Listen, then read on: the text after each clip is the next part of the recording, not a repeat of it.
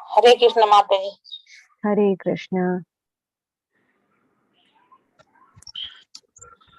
हरे कृष्ण माता जी, दंडवत प्रणाम। हरे कृष्ण प्रभु जी, हरे कृष्ण। ओम अज्ञानतिमिरान्धस्य ज्ञानाञ्जनशलाकया चक्षुरुन्मीलितं येन तस्मै श्रीगुरवे नमः। श्रीचैतन्यमनोभीष्टं स्थापितं येन भूतले स्वयं रूपः कदा मह्यं ददाति स्वपदान्तिकं। वन्देऽहं श्रीगुरो श्रीयुतपदकमलं श्रीगुरून्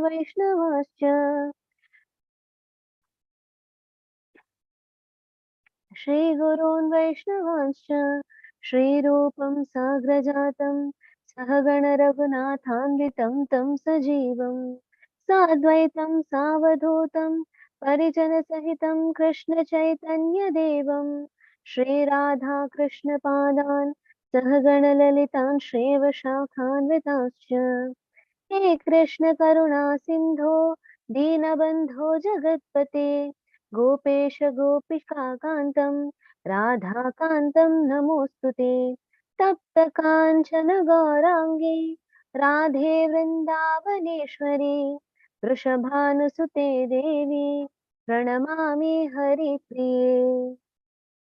नमो विष्णुपदाय कृष्णपृष्ठाय भूतले श्रीमते भक्तिवेदांत स्वामी इति नामिने।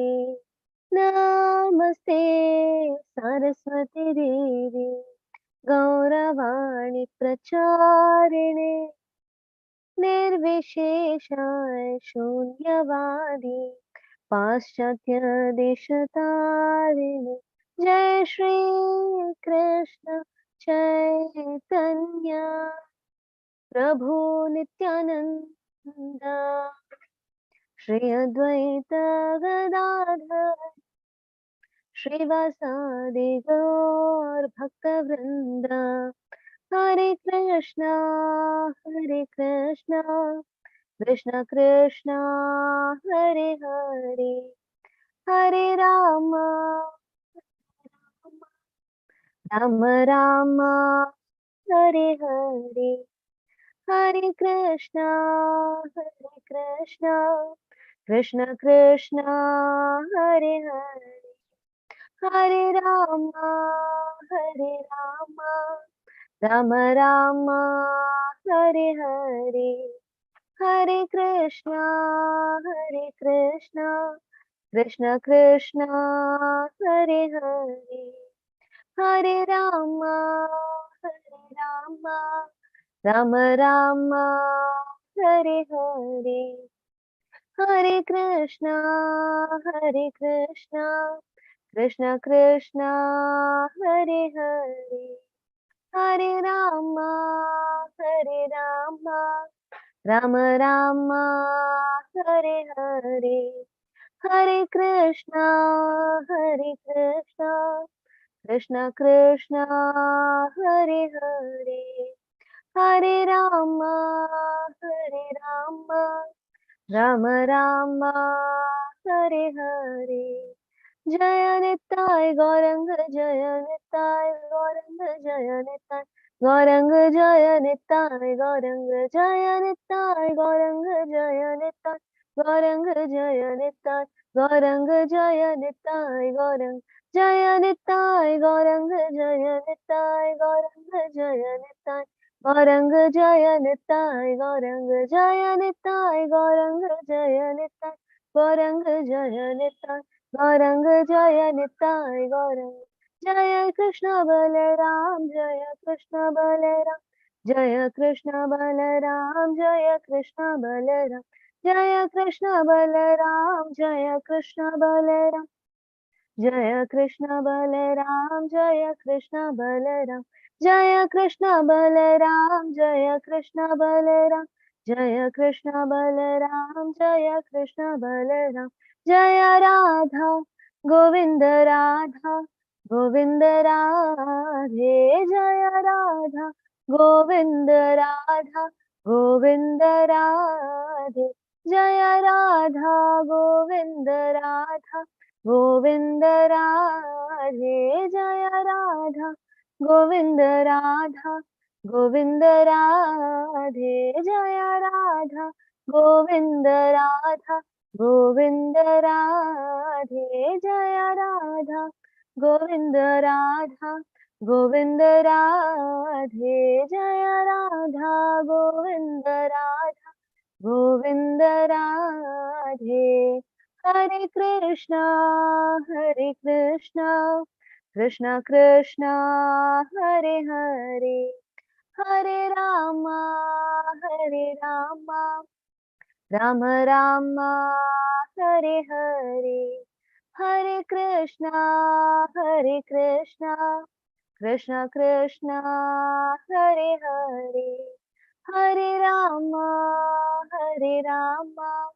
राम राम हरे हरे हरे कृष्णा कृष्णा कृष्णा हरे हरे हरे राम राम राम हरे हरे हरे कृष्ण।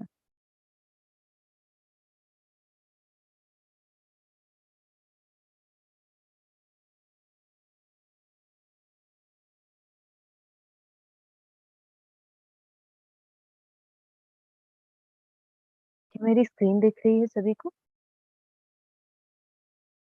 जी माता जी। राइट, तो हरे कृष्णा सभी को। आज जो है हम आज के 11वें अध्याय के साथ भगवत गीता के आगे बढ़ेंगे। आज का 11वां अध्याय जो है विश्व रूप संदर्शन योग या विराट रूप के नाम से भी जाना जाता है। तो अब मेरा आपसे ये प्रश्न होगा कि इस अध्याय का महत्व क्या है? अब अर्जुन यहाँ पर जो है कहीं ना कहीं पूछते हैं भगवान से कि अपना जो विराट रूप है, जो सर्वव्याप्त है, उसे मुझे दिखाइए। तो क्यों पूछा होगा? कुछ तो कारण होगा, राइट? तो इसके बारे में आप सोचिए एक बार। फिर जब तक हम रिकैप एंड ऑल कंप्लीट करके आते हैं, उसके बाद आप लोग को इसके बारे में उत्तर देना होगा, राइट? और मैं आप सभी से निरोध करूंगी, कृपया प्लीज अपने जो माइक्स हैं वो म्यूट पे रखिएगा जब तक कहा ना जाए अनम्यूट करने के लिए। नहीं तो मेरी आवाज के साथ जो है आपकी भी आवाज बीच में जो डिस्टर्ब्ड वॉइस होती है के कारण मेरी आवाज के साथ साथ जो है बीच में जब दूसरी आवाजें मिलेंगी तो बाकी भक्तों को बहुत तकलीफ होगी, राइट? तो हम आज के अध्याय के साथ आगे बढ़ते हैं, विश्व रूप संदर्शन योग। तो स्पेसिफिकली ये जो है हम लोगों ने 10वें अध्याय में देखा था। 10वां अध्याय जो भगवत गीता का है उसमें सबसे पहले जाना था कि कृष्ण जो है उनके बारे में पूर्ण रूप से कोई नहीं जानता, और वो ही सभी के स्तोत्र हैं, यानी देवतागण महर्षिगण सभी के स्तोत्र जो हैं वो भगवान ही है। इस चीज के बारे में हम लोगों ने कल जाना, जहाँ बताया गया कि कृष्ण को कोई नहीं जानता, कृष्ण अनजाने हैं सबके लिए। और इसके लिए जो है स्पेसिफिकली बोला गया नमे विदुर सुरगण, क्षमा चाहूंगी, नमे विदुर सुरगणा। और न साथ में जो है ये भी बताया गया कि महर्षि गण भी उनके बारे में नहीं जानते हैं। और ये भी बताया गया कि शुद्ध भक्ति जो है भगवत गीता का सार है, जो हम लोगों ने चतुर्श्लोकी में जाना था, राइट?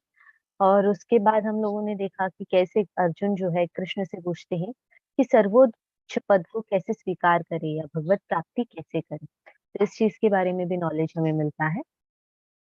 फिर हमें मिलता है भगवान कृष्ण अपनी अनुभूतियों का वर्णन करते हैं आखिरी 19 से लेके 42 तक के श्लोक में जो है भगवान की जो विभूतियां हैं, विशेष भूतियां, इसके बारे में जो है हमें वर्णन प्राप्त होता है। तो ये हमारे 10वें अध्याय का जो है एक पिक्चर था। तो यस, कोई आंसर करना चाहेगा कि कल जो हम लोगों ने चतुर्श्लोकी में भगवत गीता का सार जाना था वो क्या था?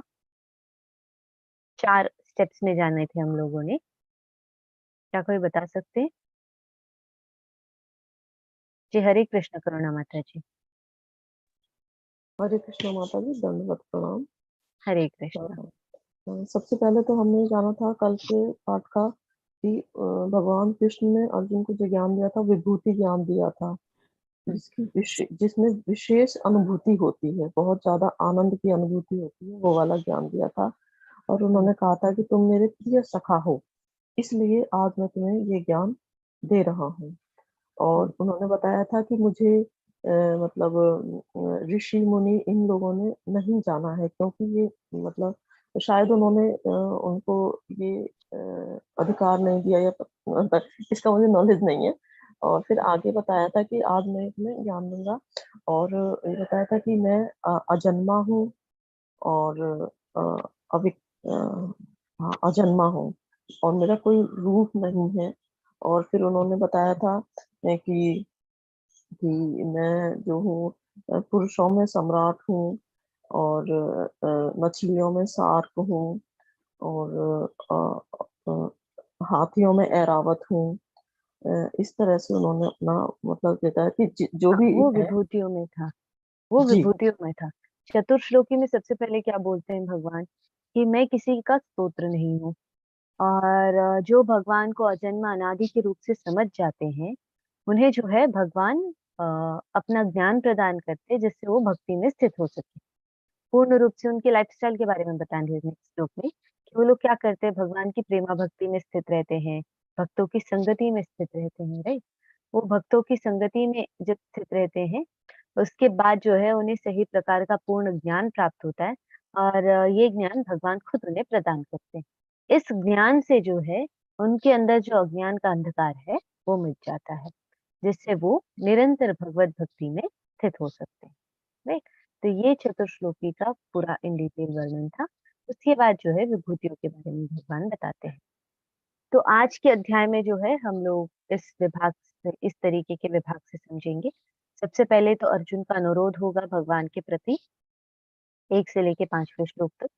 फिर विराट रूप का दर्शन होगा 5 to 14 में। फिर अर्जुन की प्रार्थना होगी भगवान से कुछ, तो उसके बारे में 12 से जो है 45 तक में होगा। फिर सशस्त्र रूप जो है भगवान का, उसके बारे में वर्णन, यानी विराट रूप का थोड़ा इन डिटेल वर्णन होगा। तो ये हम लोग समझेंगे। तो ये हमारे आज के अध्याय का जो है एक क्या बोलते हैं आउटलाइन है, जहाँ पर कि हम क्या क्या समझेंगे, किस तरीके से समझेंगे, इस बारे में एक इन डिटेल समझने से पहले एक शॉर्ट में वर्णन, तो ये यहाँ पर बताया गया है। नेक्स्ट हम लोग समझेंगे कि कैसे सबसे पहले यहाँ पर जैसे बताया गया है, अर्जुन उवाच, ये स्पेसिफिकली जो है आता है अर्जुन की रिक्वेस्ट में, अनुरोध में, कि अर्जुन जो है चाहते हैं कि भगवान उन्हें जो है अपना विराट रूप दिखाए। तो ये वहां अनुरोध कर रहे हैं, ये पहले के 5 श्लोक। अर्जुन उवाच, मदनुग्रहाय परमं गुह्यमध्यात्म संज्ञितम् यच्चोक्तं वचस्तेन मोहोऽयं विगतो मम।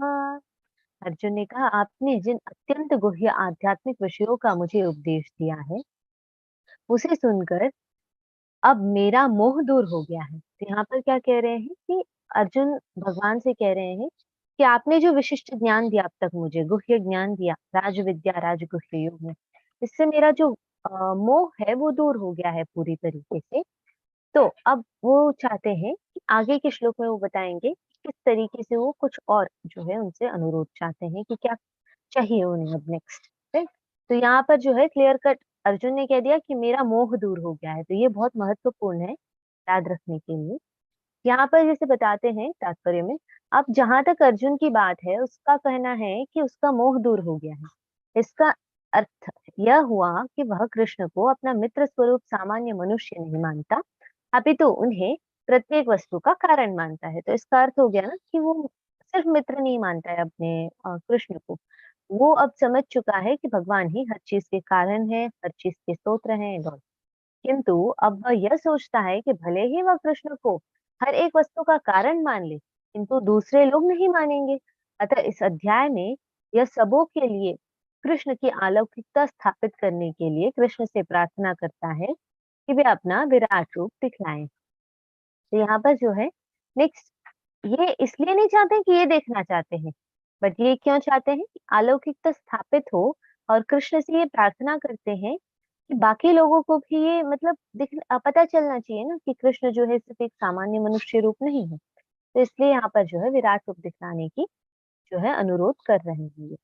फिर यहाँ पर जो है दूसरे श्लोक में बताते हैं, हे कमल नेत्रों वाली, मैंने हर जीवित इकाई की उपस्थिति और गायब होने के बारे में विस्तार से आपसे सुना है, जैसे कि आपकी अटूट महिमाओं के माध्यम से महसूस किया है।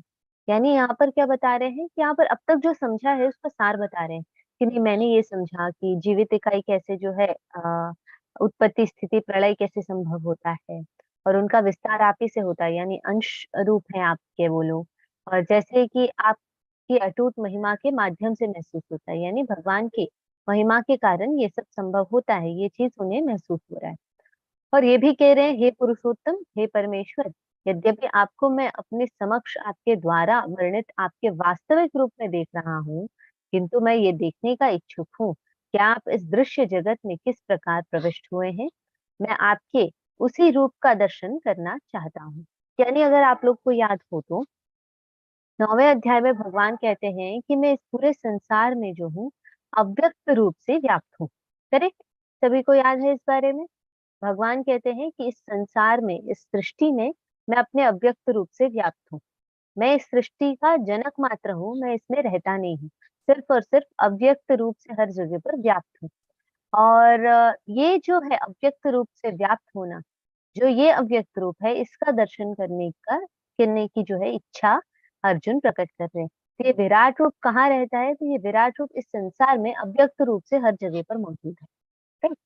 तो यहाँ पर कह रहे हैं, हे प्रभु, हे योगेश्वर, यदि आप सोचते हैं कि मैं आपके विश्व रूप को देखने में समर्थ सकता हूँ, तो कृपा करके मुझे अपना असीम विश्व रूप दिखलाइए। तब यहाँ पर जो है पूछ तो लिया पहले अर्जुन ने कि भगवान मुझे आपका विराट रूप दिखाइए। अब नेक्स्ट इन्हें लगता है कि नहीं, मैंने तो सीधे सीधे कहीं ना कहीं ऐसे ऑर्डर देने जैसे बोल दिया कि भगवान मैं देखना चाहता हूँ, दिखा दीजिए।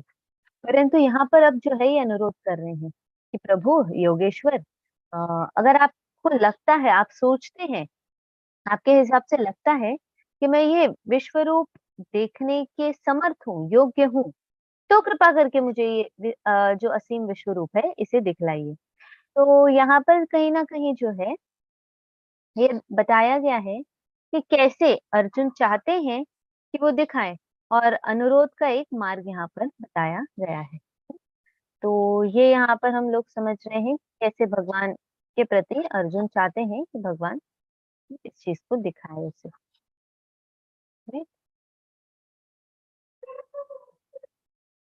तो अब नेक्स्ट जो है भगवान कह रहे हैं कि किस तरीके से जो है वो अपने विश्व रूप का जो है बताएंगे वर्णन। भगवान ने कहा, अर्जुन, हे पार्थ, अब तुम मेरे ऐश्वर्य को सैकड़ों हजारों प्रकार के दैवी तथा विविध रंगों वाले रूपों को देखोगे। यानी सैकड़ों हजारों प्रकार के दैवी देवता जो है इस रूप में सम्मिलित हैं, और विविध रंगों से युक्त ये रूप है, जिसके बारे में अभी अर्जुन देखेंगे। हे भारत, लो, तुम आदित्यों, वसुओं, रुद्रों, अश्विनी कुमारों तथा अन्य देवताओं के विभिन्न रूपों को देखो। तुम ऐसे अनेक आश्चर्यमय रूपों को देखो जिन्हें पहले किसी ने न तो कभी देखा है न सुना है। यानी यहाँ पर बता रहे हैं कि तुम ऐसे सारे रूपों को देखो जो पहले किसी ने न सुना है न देखा है। ये मैं तुम्हें दिखा रहा हूँ। ये एक आश्चर्यमय रूप है जिसे मैं तुम्हें प्रदान कर रहा हूँ। इसमें आदित्य है, वसु है, रुद्र है, अश्विनी कुमार है, और बाकी सारे अन्य देवता भी हैं। तो इनके बारे में मैं तुम्हें अब दिखाऊंगा इस रूप में, जो न पहले किसी ने देखा था और ना ही पहले किसी ने सुना था। साथ में यहाँ बताया गया है, हे अर्जुन, तुम जो भी देखना चाहो उसे तत्क्षण मेरे इस शरीर में देखो। तुम इस समय तथा भविष्य में भी जो भी देखना चाहते हो उसको यह विश्व रूप दिखाने वाला है। यह एक ही स्थान पर चर तथा अचर सब कुछ दिखा सकता है। यानी यहाँ पर इस रूप में जो है भूत, भविष्य और वर्तमान तीनों काल में जो कुछ भी घटित हुआ है, होने वाला है, हो रहा है, सब कुछ ये दिखा सकता है। यानी इस समय जो भी देखना चाहो, भविष्य में जो होने वाला है वो भी तुम देख सकते हो। और एक स्थान पर जो है चर अचर सब कुछ है, यानी इस पूरी सृष्टि में जो कुछ भी है वो सारे एक स्थान पर मौजूद है यहाँ पर। तो इस तरीके से यहाँ बताया गया है। किंतु तुम मुझे अपनी इन आंखों से नहीं देख सकते, अतः मैं तुम्हें दिव्य आंखें दे रहा हूँ। अब मेरे योग ऐश्वर्य को देखो। यानी यहाँ पर क्या हो गया कि कह रहे हैं कि ये सब देखने के लिए तुम अपनी ये भौतिक आंखें जो है ना तुम्हारे पास, वो काफी नहीं है। मैं अब तुम्हें जो है दिव्य आंखें प्रदान करता हूँ, जिसके द्वारा तुम मेरे इस रूप को या इस योग ऐश्वर्य को देख सकोगे। राइट। तो अब मेरा ये प्रश्न है, ये भगवत गीता जो है लिखी व्यासदेव ने, लिखित रूप में व्यासदेव से निर्माण हुआ। संजय जो है व्यासदेव के सचिव थे। अब क्या आप लोगों में से किसी को याद है कि संजय क्यों इस रूप को देख सका था? क्योंकि सिर्फ वार्तालाप सुनने तक तो ठीक था, पर संजय क्यों ये देख पा रहा था? ये विराट रूप को देखने के लिए संजय कैसे सक्षम हुआ? जी सुदीप्ता माता जी, हरे कृष्णा। हरे हरे, कृष्ण। जी उनको बताइए। दिव्य वेद दृष्टि व्यास जी ने मिली दिया थी। था। हरे वेद व्यास कृष्णा। जी ने दिव्य दृष्टि दिया था। उनको दिव्य दृष्टि मिली थी ताकि वो जी अपने जहाँ थे वहां बैठ के पूरा महाभारत, जो भी महाभारत में युद्ध हो रहा था, वो जी धृतराष्ट्र को सुना रहे थे। जी। तो उनके पास भी दिव्य दृष्टि थी, जिस कारणवश वो इसे देख पा रहे थे। correct? हरे हाँ, कृष्ण। हरे कृष्ण। थैंक यू माता जी। राइट। तो आई होप आप सभी को याद है कि इवन जो है दिव्य दृष्टि किसको प्राप्त थी? संजय को भी प्राप्त थी, जिस कारणवश वो इसे देख पा रहे थे। राइट। तो ये एक कारण है। अब यहाँ जो है बताया गया है, संजय उवाच एवं उक्त्वा ततो राजन् महायोगेश्वरो हरिः दर्शयामास पार्थाय परमं रूपमैश्वरम्। यानी संजय ने कहा, हे राजा, इस प्रकार कहकर महायोगेश्वर भगवान ने अर्जुन को अपना विश्व रूप दिखलाया। तब यहाँ हम समझे कि सबसे पहले तो क्या होता है कि अर्जुन जो है प्रार्थना करते हैं भगवान के प्रति। राइट। कि भगवान मुझे अपने योगेश्वर्य दिखाइए। फिर नेक्स्ट जो है भगवान कहते भी हैं कि मैं दिखाने के लिए तैयार हूँ। कहाँ तक? जो है सबसे पहले 4 श्लोक में जो है प्रार्थना ही होती है। अनुरोध करते हैं अर्जुन कि मुझे दिखलाइए अपना ये विश्व रूप, अव्यक्त रूप जो है इस संसार में, उसे मुझे दिखलाइए। उसके बाद का जो ये सेक्शन है यहाँ पर जो है भगवान जो है विश्व रूप दिखला रहे हैं। तो आगे जैसे बताया गया है यहाँ पर, अर्जुन ने भगवान कृष्ण से ये क्यों पूछा, विराट रूप क्यों दिख रहा है, कारण क्या था? क्या चैट बॉक्स में आप लोग बता सकते हैं इस बारे में कि अर्जुन क्यों चाहते थे कि भगवान विराट रूप दिखाए? क्या उन्हें डाउट था भगवान के ऊपर, नहीं ये सच में भगवान है या नहीं, एक बार विश्व रूप देख के मैं कंफर्म कर लूं?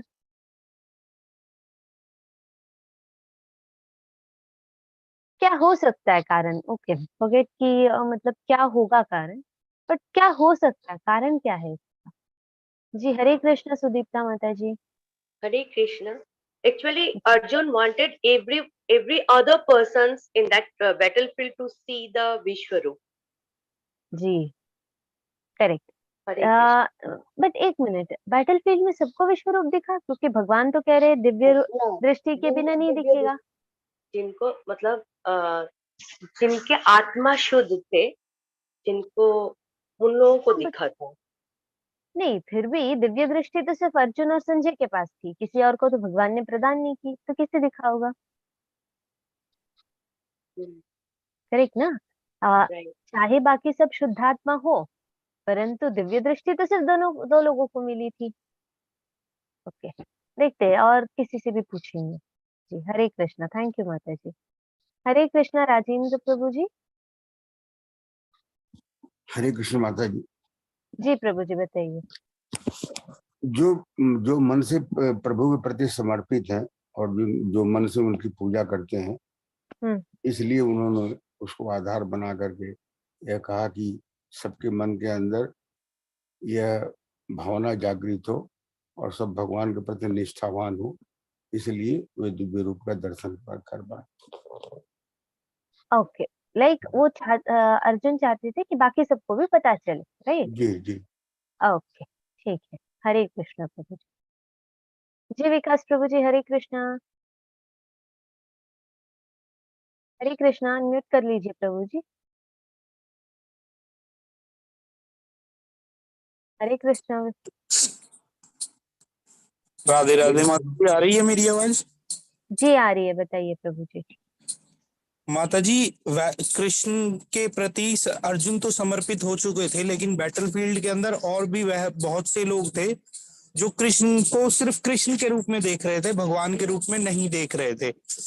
तो वो कल को हो सकता था वो ये भी कहें कि अर्जुन ने सिर्फ कृष्ण के कहने पर हथियार उठा लिए और अपने जो सगे संबंधी थे उनको मारा। तो वो दिखाना चाहते थे कि वो सिर्फ भगवान के कहने पे ये सब कर रहे हैं और वो पाप वगैरह से मुक्त हैं। अच्छा तो ठीक है, नहीं भगवान, ठीक है भगवान के कहने पर कर रहे हैं, ये तो मैं एग्री कर रही हूँ। जी बट अब मेरा ये क्वेश्चन है कि किसी और को तो नहीं दिखने वाला है, ये विराट रूप देख के क्या करेंगे अर्जुन? क्योंकि मैम, दिव्य दृष्टि चाहिए थी। माता जी सिर्फ वो ही नहीं देख सकते थे, वहां पे बैटलफील्ड पे कुछ ऐसे लोग भी थे जिन्हें दिव्य दृष्टि तो नहीं थी, लेकिन भगवान के अंदर उनकी पहले से ही मतलब श्रद्धा थी। जैसे कि आप भीष्म पितामह को ले सकते हो, वो सब कुछ जानते थे श्री कृष्ण के बारे में, लेकिन वो बोल नहीं सकते थे क्योंकि वो मतलब सिंहासन के नहीं नियमों ठीक से है, बंधे हुए नहीं थे। वो तो जानते ही थे ना, वो तो जानते ही थे भगवान है कृष्ण जी करके। तो उनको दिखलाने की तो आवश्यकता नहीं थी, क्योंकि उन्होंने तो मान लिया था। अब यहाँ पर कारण क्या होगा कि अर्जुन चाहते हैं कि भगवान दिखाए? कुछ कारण होगा ना कि विराट रूप देखने के लिए कि पूछ रहे हैं। शायद उनके मन में कहीं ना कहीं संदेह रह गया हो कि भगवान जो बोल रहे हैं वो सच है या झूठ है। ओके, इसके बारे में अब नेक्स्ट जो है हम आंसर देखते हैं इसका। राइट, थैंक यू प्रभु जी। ओके, तो एक तो स्टार्टिंग में ही अर्जुन कहते हैं मैं शुद्ध हो गया हूँ। राइट, एक मिनट, विजय प्रभु जी कुछ कहना चाहते हैं, उनकी भी देख लेते हैं। जी हरे कृष्णा विजय प्रभु जी, हरे कृष्णा। जी हरे कृष्ण माता जी, प्रणाम। हरे कृष्णा, बताइए प्रभु जी। आवाज आ रहा है माता जी? जी आ रही है, बताइए। जी माता जी, अर्जुन इसीलिए विश्व रूप दिखना चाहता था क्योंकि ताकि भविष्य में हम जैसे लोग हर कोई किसी को भगवान ना मान ले, या भगवान कोई दावा ना कर सके मैं भगवान हूँ। करेक्ट। क्योंकि जो भगवान दिखाने के लिए विश्व रूप दिखाना पड़ेगा, तो कोई अगर ये दावा कर ले मैं भगवान हूँ तो उसको विश्व रूप दिखाना पड़ेगा। करेक्ट। अर्जुन हम लोग के लिए ये विश्व रूप दिखाने के लिए भगवान से अनुग्रह किया। करेक्ट, ये एक मेन कारण है। ओके, तो जैसे यहाँ पर बताया गया है, उन्हें कृष्ण पर न संदेह था, न वह खुद को खास मानते थे। लोगों को समझाने के लिए जो वो सोच रहे हैं कि असलियत जो क्या है कि कृष्ण एक साधारण व्यक्ति है, ऐसे लोग सोच रहे हैं ना, उनको ये समझाना चाहते थे कि कृष्ण जो है भगवान है। इस चीज को समझाने के लिए विराट रूप का वर्णन यहाँ करते हैं, क्योंकि चाहे उन्होंने देखा हो, परंतु वर्णन तो अर्जुन जो है, अर्जुन या संजय में से ही कोई कर सकता था। तो ये वर्णन करने के लिए भी उन्हें ज्ञान तो आवश्यक है ना, मनगढ़ंत कहानी तो वो बना नहीं सकते। तो ये एक मार्ग था जिससे वो दूसरे लोग जो कृष्ण को एक साधारण व्यक्ति मानते थे, उन्हें समझा सके। और फ्यूचर में अगर कोई कहता है मैं भगवान हूँ, तो उसे जो है ये हम पूछ सकते हैं कि मुझे विराट रूप दिखलाइए, तो वो खुद बता सकते हैं कि नहीं मैं भगवान नहीं हूँ। राइट, तो इस तरीके से हम समझ सकते हैं। यहाँ पर जैसे बताया गया है, अर्जुन ने इस विश्व रूप में असंख्य मुख, असंख्य नेत्र तथा असंख्य आश्चर्यमय दृश्य देखे। यह रूप अनेक दैवी आभूषणों से अलंकृत था और अनेक दैवी हथियार उठाए हुए था। यह दैवी मालाएं तथा वस्त्र धारण किए थे और उस पर अनेक दिव्य सुगंधियां लगी थी। सब कुछ आश्चर्यमय, तेजमय, असीम तथा सर्वत्र व्याप्त था। तो ये यहाँ पर हम समझ सकते हैं कि किस प्रकार जो है अर्जुन कहीं ना कहीं जो भी रूप देख रहे हैं, वो कैसे असंख्य मुख, यानी पूरा एक जहां पर भी देखो वहां पर जो है सिर्फ यही रूप दिख रहा था। क्योंकि भगवान कहते हैं कि पूरे जो सृष्टि है वहां पर मेरा ये रूप जो है अव्यक्त रूप मौजूद है। उस रूप को भगवान अब दर्शा रहे हैं, तो इस अव्यक्त रूप को हर जगह पर अर्जुन देख पा रहे हैं। अनेक देवी देवता आभूषणों से अलंकृत, हथियार उठाए हुए, सुगंधी मालाएं धारण किए हुए, तो ऐसे कई सारे आश्चर्यमय, तेजोमय, असीम रूप जो है दिख रहा है अर्जुन को। यदि आकाश में हजारों सूर्य एक साथ उदय हो, तो उनका प्रकाश शायद परम पुरुष के इस विश्व रूप के तेज की समता कर सके। तो यहाँ पर एक जो है महत्वपूर्ण उदाहरण के लिए बताया गया है कि ऐसे लग रहा है जैसे हजारों सूर्य भी एक साथ उदय हो ना, तब भी इस तेज को जो है साथ में ये नहीं कर सकते, उसके साथ जो है समता नहीं कर सकते। तो इस रूप से यहाँ पर बताया है। साथ में यहाँ जो है नेक्स्ट श्लोक में बताते हैं, अब अर्जुन जो है यहाँ पर कह रहे हैं, अर्जुन के बारे में ये वर्णन है, उस समय अर्जुन भगवान के विश्व रूप में एक ही स्थान पर स्थित हजारों भागों में विभक्त ब्रह्मांड के अनंत अंशों को देख सका। यानी एक जगह पर स्थित है अर्जुन, परंतु वो इस ब्रह्मांड में जो कुछ भी चीजें है ना, वो जो चाहता है वो दिख रहा है उसको। वो जिस भी चीज के बारे में उसका चिंतन है वो उसे दिख रहा है। यानी हजारों भागों में विभक्त ये जो ब्रह्मांड है ना, जब हम देखते हैं इस कॉस्मिक यूनिवर्स को, कई सारे यूनिवर्सेस हैं इसमें, जैसे कई सारे गैलेक्सीज हैं, कई सारे प्लैनेट्स हैं, कई सारे स्टार्स हैं, राइट। तो ये सारे इस ब्रह्मांड के ही अंश हैं, थोड़ी ना सिर्फ एक पृथ्वी है जो इस ब्रह्मांड का अंश है। तो ये अर्जुन जो है यहाँ पर एक स्थान पर स्थित होके ये सारे हजारों भागों में जो विभक्त ब्रह्मांड है उसके अनंत अंशों को जो है एक साथ एक जगह पर देख पा रहा है। तो इस तरीके से यहाँ बताया है। तो यहाँ कहते हैं, तब मोहग्रस्त एवं आश्चर्यचकित रोमांचित हुए अर्जुन ने प्रणाम करने के लिए मस्तक झुकाया और वह हाथ जोड़कर भगवान से प्रार्थना करने लगा। तो यहाँ पर जो है ये सब देखने के बाद जो है अब अर्जुन जो है पूर्ण रूप से मोहग्रस्त एवं आश्चर्यचकित हो गया है, रोमांचित हो गया है। मोहग्रस्त यानी यहाँ पर जो है तमोगुण का प्रादुर्भाव नहीं है।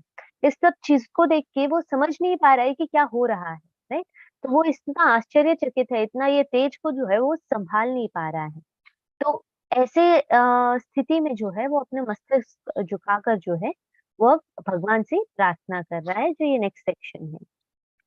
अर्जुन ने कहा, हे भगवान कृष्ण, मैं आपके शरीर में सारे देवताओं तथा अन्य विविध जीवों को एकत्र देख रहा हूँ। मैं कमल परासीन ब्रह्मा, शिव जी तथा समस्त ऋषियों एवं दिव्य सर्पों को देख रहा हूँ। यहाँ बताया गया, हे विश्वेश्वर, हे विश्वरूप, मैं आपके शरीर में अनेकानेक हाथ, पेट, मुंह तथा आंखें देख रहा हूँ, जो सर्वत्र फैले हैं और जिनका अंत नहीं है। आप में न अंत दिखता है, न मध्य दिखता है, न आदि दिख रहा है। यानी इस रूप में कहीं पर भी जो है एक कहाँ से शुरू हुआ और कहाँ खत्म हो रहा है, कहाँ मध्य है, इसका कुछ भी नहीं दिख रहा है। इस रूप से हर जगह पर व्याप्त है ये रूप। आपके रूप को उसके चकाचौंध के कारण देख पाना कठिन हो रहा है। यानी उसमें जो तेज है उसके कारण देख पाना उसके लिए कठिन हो रहा है, वो नहीं देख पा रहा है उसे, क्योंकि वह प्रज्वलित अग्नि की भांति अथवा सूर्य के अपार प्रकाश की भांति चारों ओर फैल रहा है। तो भी मैं इस तेजोमय रूप को सर्वत्र देख रहा हूँ, जो अनेक मुकुटों, गदाओं तथा चक्रों से विभूषित है। यानी यहाँ पर किस तरीके से जो है कई सारे मुकुट पहने हुए, कई सारे हथियार यानी गदाएं उठाए हुए, चक्र के साथ विभूषित ये जो रूप है, इसे मैं हर जगह पर देख पा रहा हूँ। ये पूरी तरीके से जो है प्रज्वलित अग्नि की भांति प्रकाश जो है हर जगह पर व्याप्त है, परंतु मैं इसे देख पा रहा हूँ, इस तरीके से देख पा रहा हूँ।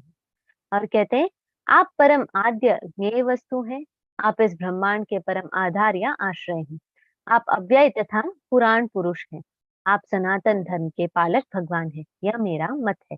यानी यहाँ पर जो है अब तक मैं जो समझ पा रहा हूँ, इस बेसिस पे इस रूप को देखकर मैं अपना मत प्रस्तुत कर रहा हूँ कि आप ही आधार हैं, आप ही आश्रय हैं, आप ही ज्ञेय वस्तु हैं, यानी जानने योग्य भी आप हैं। हमें जो जानना है वो आपके बारे में है। और आप अव्यय तथा पुराण पुरुष हैं, यानी आपका कोई आदि नहीं है और आप ही पुरातन हैं। अब तक जो जानना चाहे उस बेसिस पे आप ही पुरातन हैं। आप सनातन धर्म के पालक हैं करके यहाँ पर जो है अर्जुन अपनी मत प्रस्तुत कर रहे हैं। ये आप अर्जुन अब तक जो समझ पाए हैं उसके बारे में वर्णन कर रहे हैं। और कहते हैं, आप आदि मध्य तथा अंत से रहित हैं, आपका यश अनंत है, आपके असंख्य भुजाएं हैं और सूर्य चंद्रमा आपकी आंखें हैं। मैं आपके मुख से प्रज्वलित अग्नि निकलते और आपके तेज से इस संपूर्ण ब्रह्मांड को जलाते हुए देख रहा हूँ।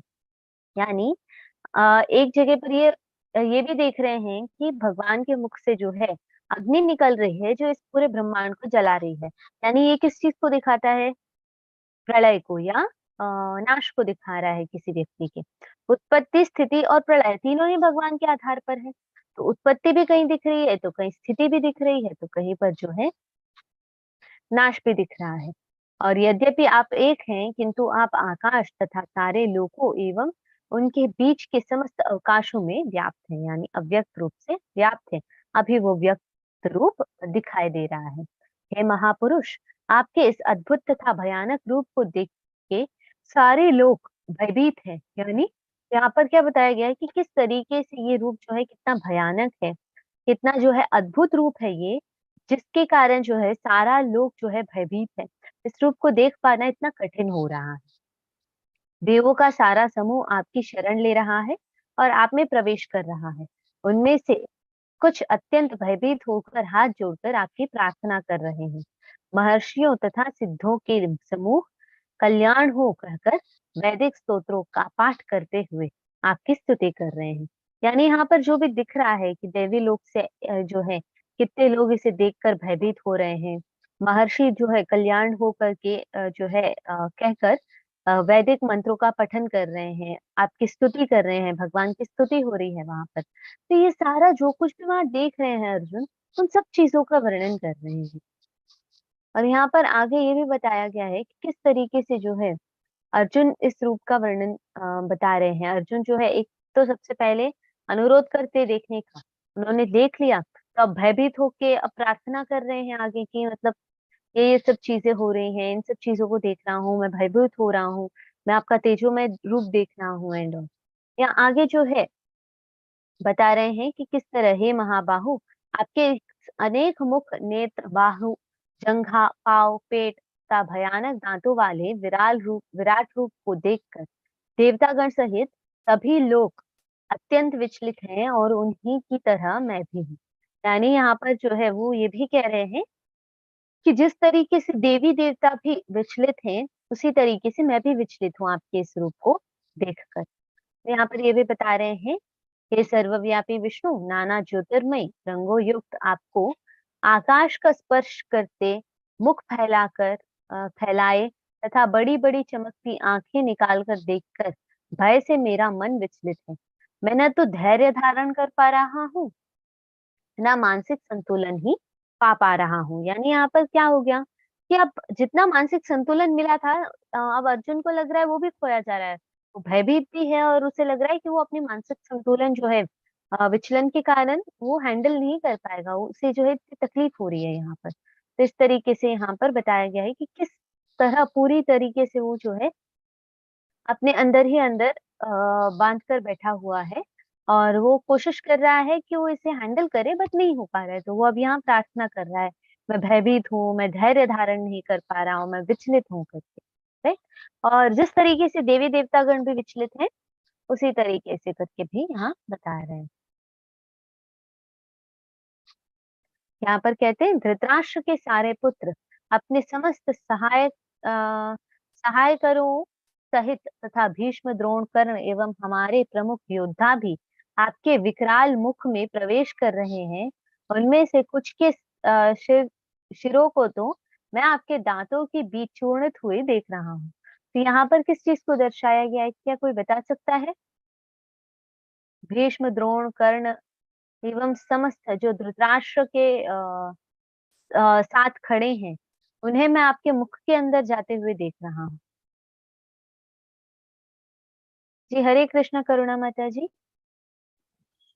हरे कृष्णा माता जी। जी माता जी इसमें बताइए। हाँ, अर्जुन को ना ये डाउट था कि भाई पहले पार्ट में वो युद्ध नहीं करना चाहते थे। वो कहते थे ये सब तो मेरे सगे संबंधी है, इनको मैं कैसे हम्म, मारूं। और इनको मारने के बाद, इनके वध के बाद अगर मुझे कुछ मिल भी जाए तो उसका कोई खुशी नहीं होगी, मुझे उसका कोई अस्तित्व नहीं रहेगा।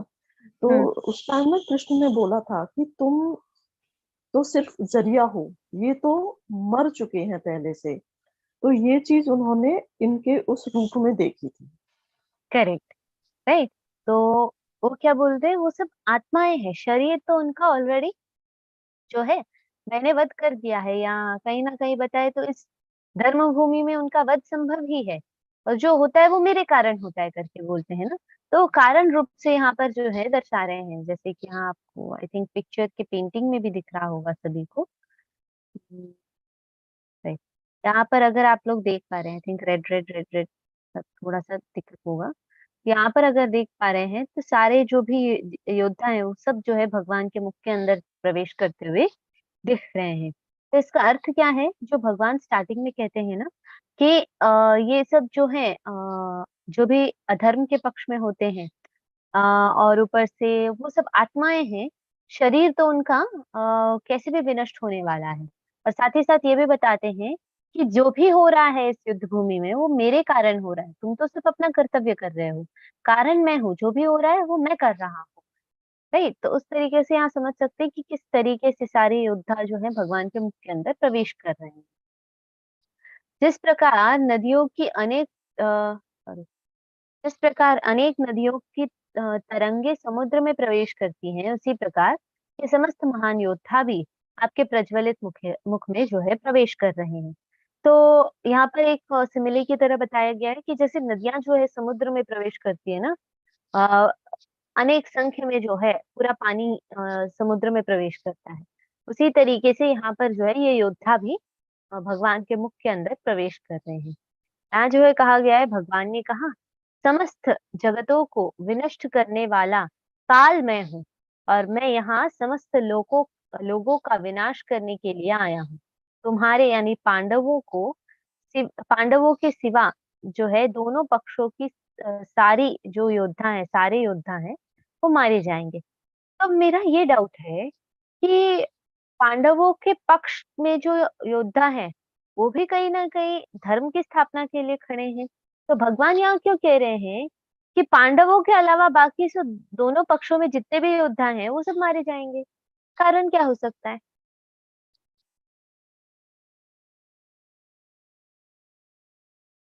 किसी को आइडिया है कि कारण क्या हो सकता है?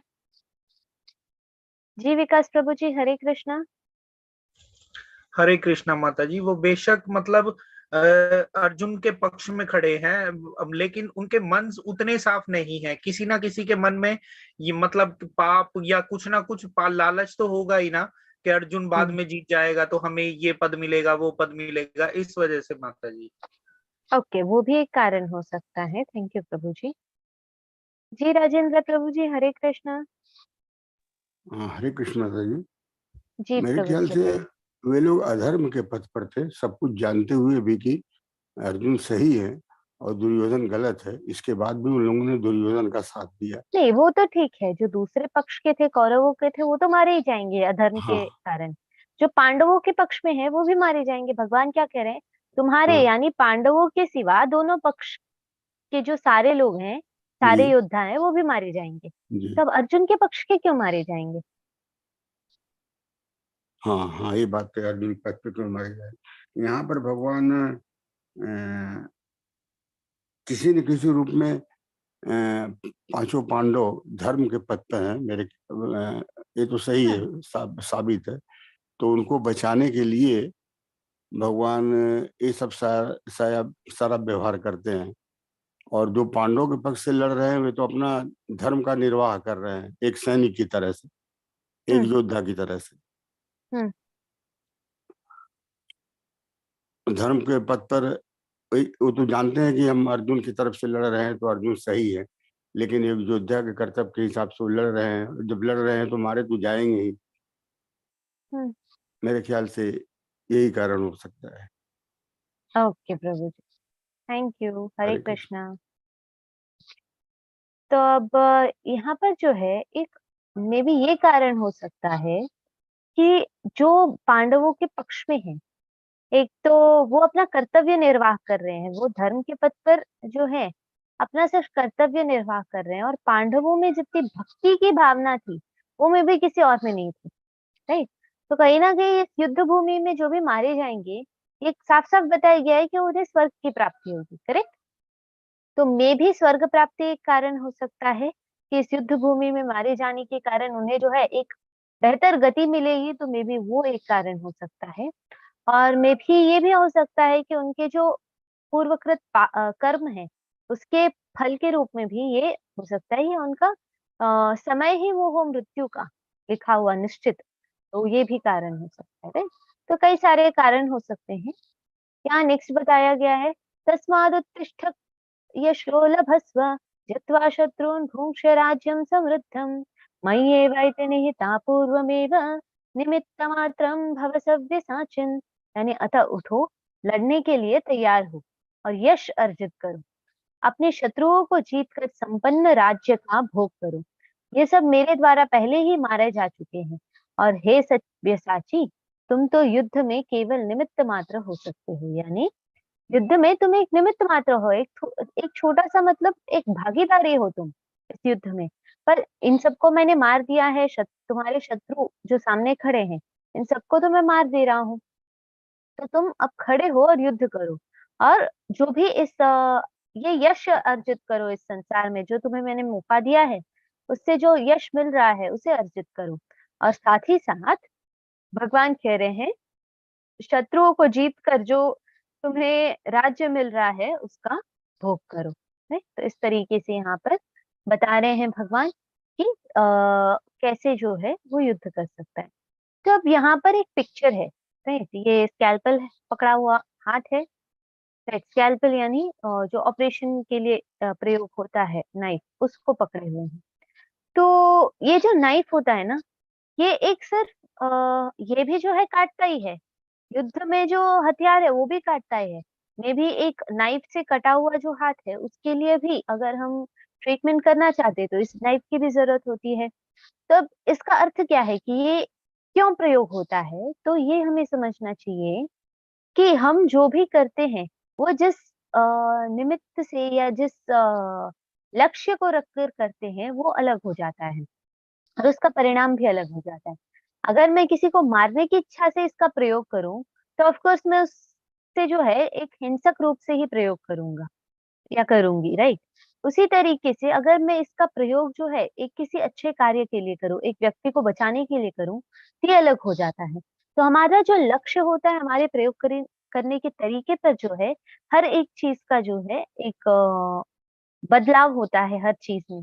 तो उसी तरीके से यहाँ पर भी हमें ये समझना चाहिए कि ये जो युद्ध हो रहा है उसमें भी दो कारण है, एक हिंसक रूप से सभी को मारने के लिए भी, हाँ सही, परंतु धर्म की स्थापना जो है इसका महत्वपूर्ण कारण था। तो उस कारण को, उस लक्ष्य को समझकर जो है हमें आगे बढ़ना चाहिए।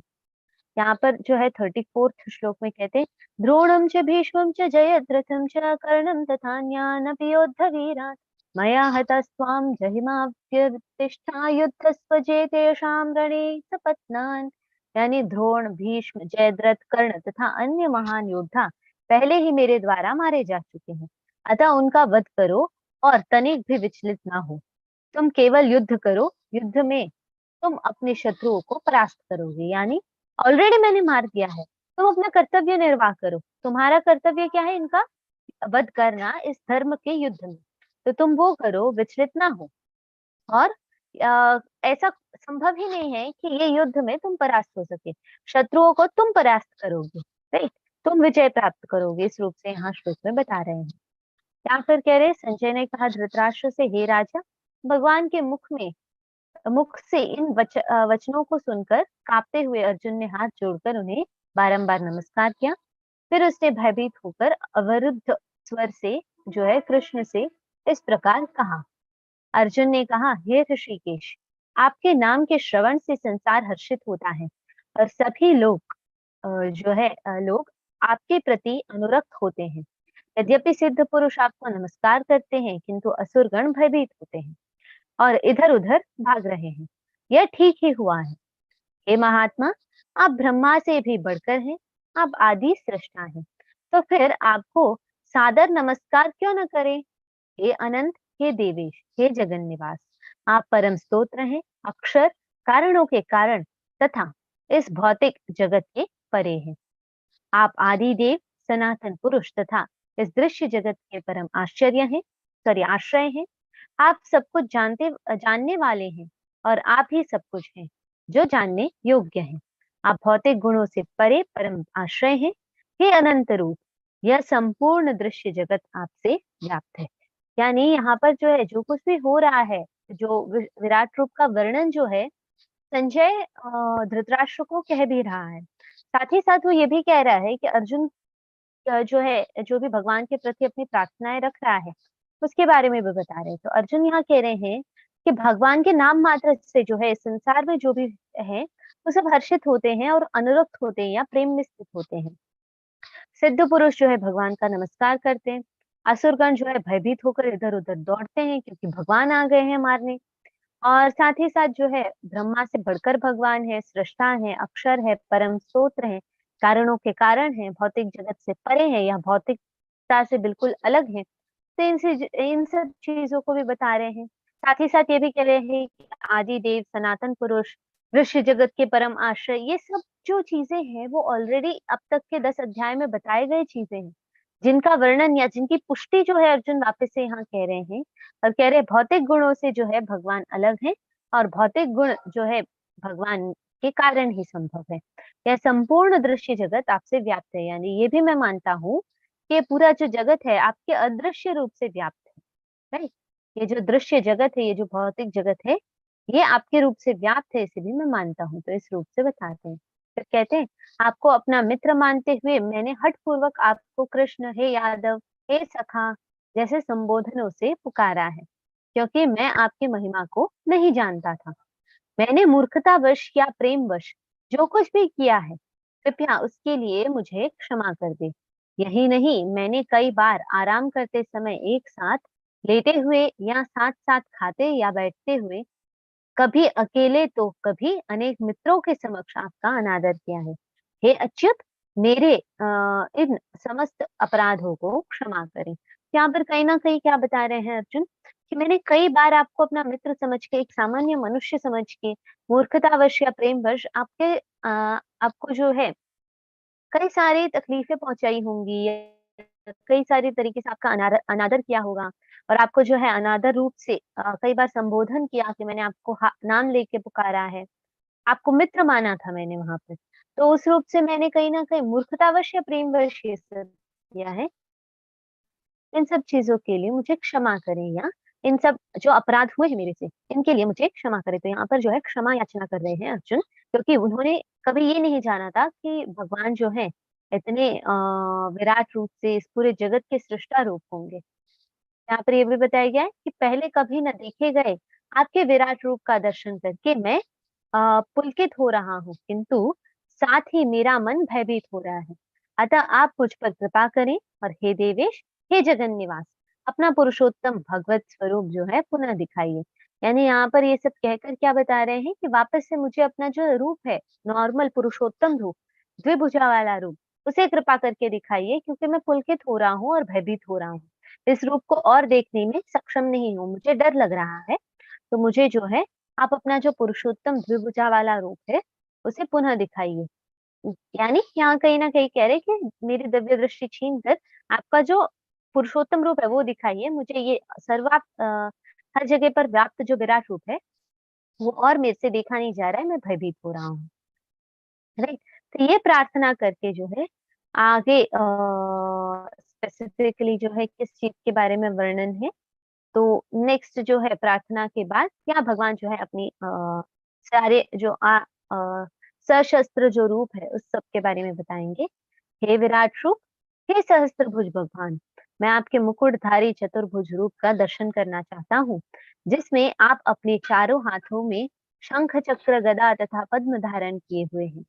मैं उसी रूप को देखने की इच्छा करता हूँ। यानी यहाँ पर जो है चतुर्भुजा रूप, जहाँ पर भगवान जो है शंख, चक्र, गदा और पद्म धारण किए हुए हैं, उसे देखने की इच्छा, यानी नारायण रूप देखने की इच्छा जो है अब अर्जुन बता रहे हैं। और कह रहे हैं हे कुरुश्रेष्ठ, तुमसे पूर्व मेरे इस विश्व रूप को किसी ने नहीं देखा, क्योंकि मैं न तो वेदाध्ययन के द्वारा, न यज्ञ, दान, पुण्य या कठिन तपस्या के द्वारा इस रूप में इस संसार में देखा जा सकता हूँ। यानी जो कुछ भी है भगवान साफ साफ कह रहे हैं कि इस विश्व रूप को तुमसे पहले किसी ने नहीं देखा, क्योंकि न यज्ञ, दान, पुण्य, तपस्या, कठिन व्रत, ये सब कुछ भी कर लो, ये रूप जो है इस संसार में नहीं दिखेगा। ये रूप जो है मैं किसी को पहले नहीं दिखाया हूँ। ठीक? तो ये भी कहते हैं तुम मेरे भयानक रूप को देखकर अत्यंत विचलित एवं मोहित हो गए हो, अब इसे समाप्त करता हूँ। तो क्योंकि मोहित है तो भगवान कह रहे हैं अब मैं समाप्त करता हूँ। हे मेरे भक्त, तुम समस्त चिंताओं से पुनः मुक्त हो जाओ।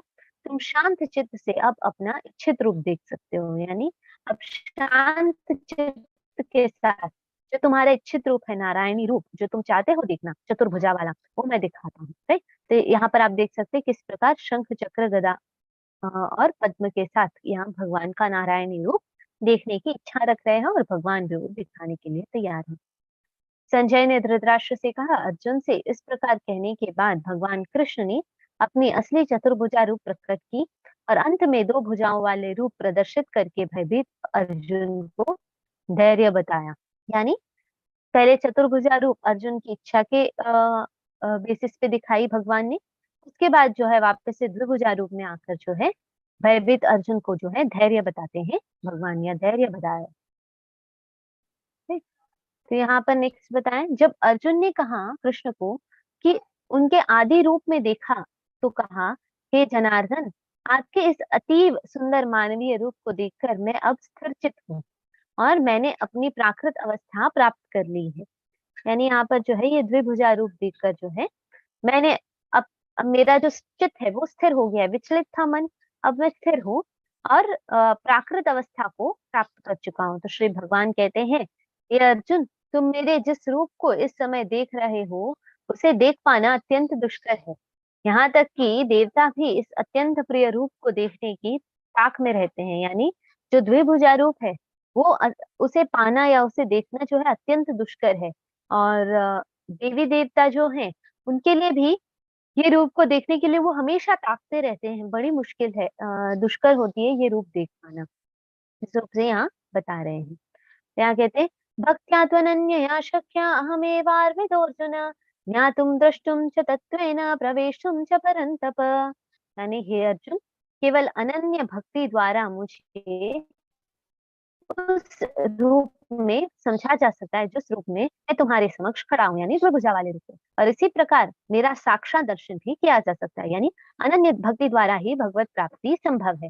केवल इसी विधि से तुम मेरे ज्ञान के रहस्य को पा सकते हो। यानी अनन्य भक्ति द्वारा ही भगवान के जो सर्वोच्च रहस्य है या पूर्ण ज्ञान है उसे प्राप्त किया जा सकता है। तो इस रूप से बता रहे हैं कि कैसे भगवान के द्विभुजा रूप देखने के लिए, साक्षात दर्शन करने के लिए और साथ साथ ज्ञान के रहस्य को समझने के लिए जो है भक्तों को अनन्य भक्ति में स्थित होना पड़ता है। यहाँ ये भी कहते हैं, मत कर्म कृन् मत परमो मत भक्त संग वर्जितः निर्वैर सर्वभूतेषु यः समामेति पांडव।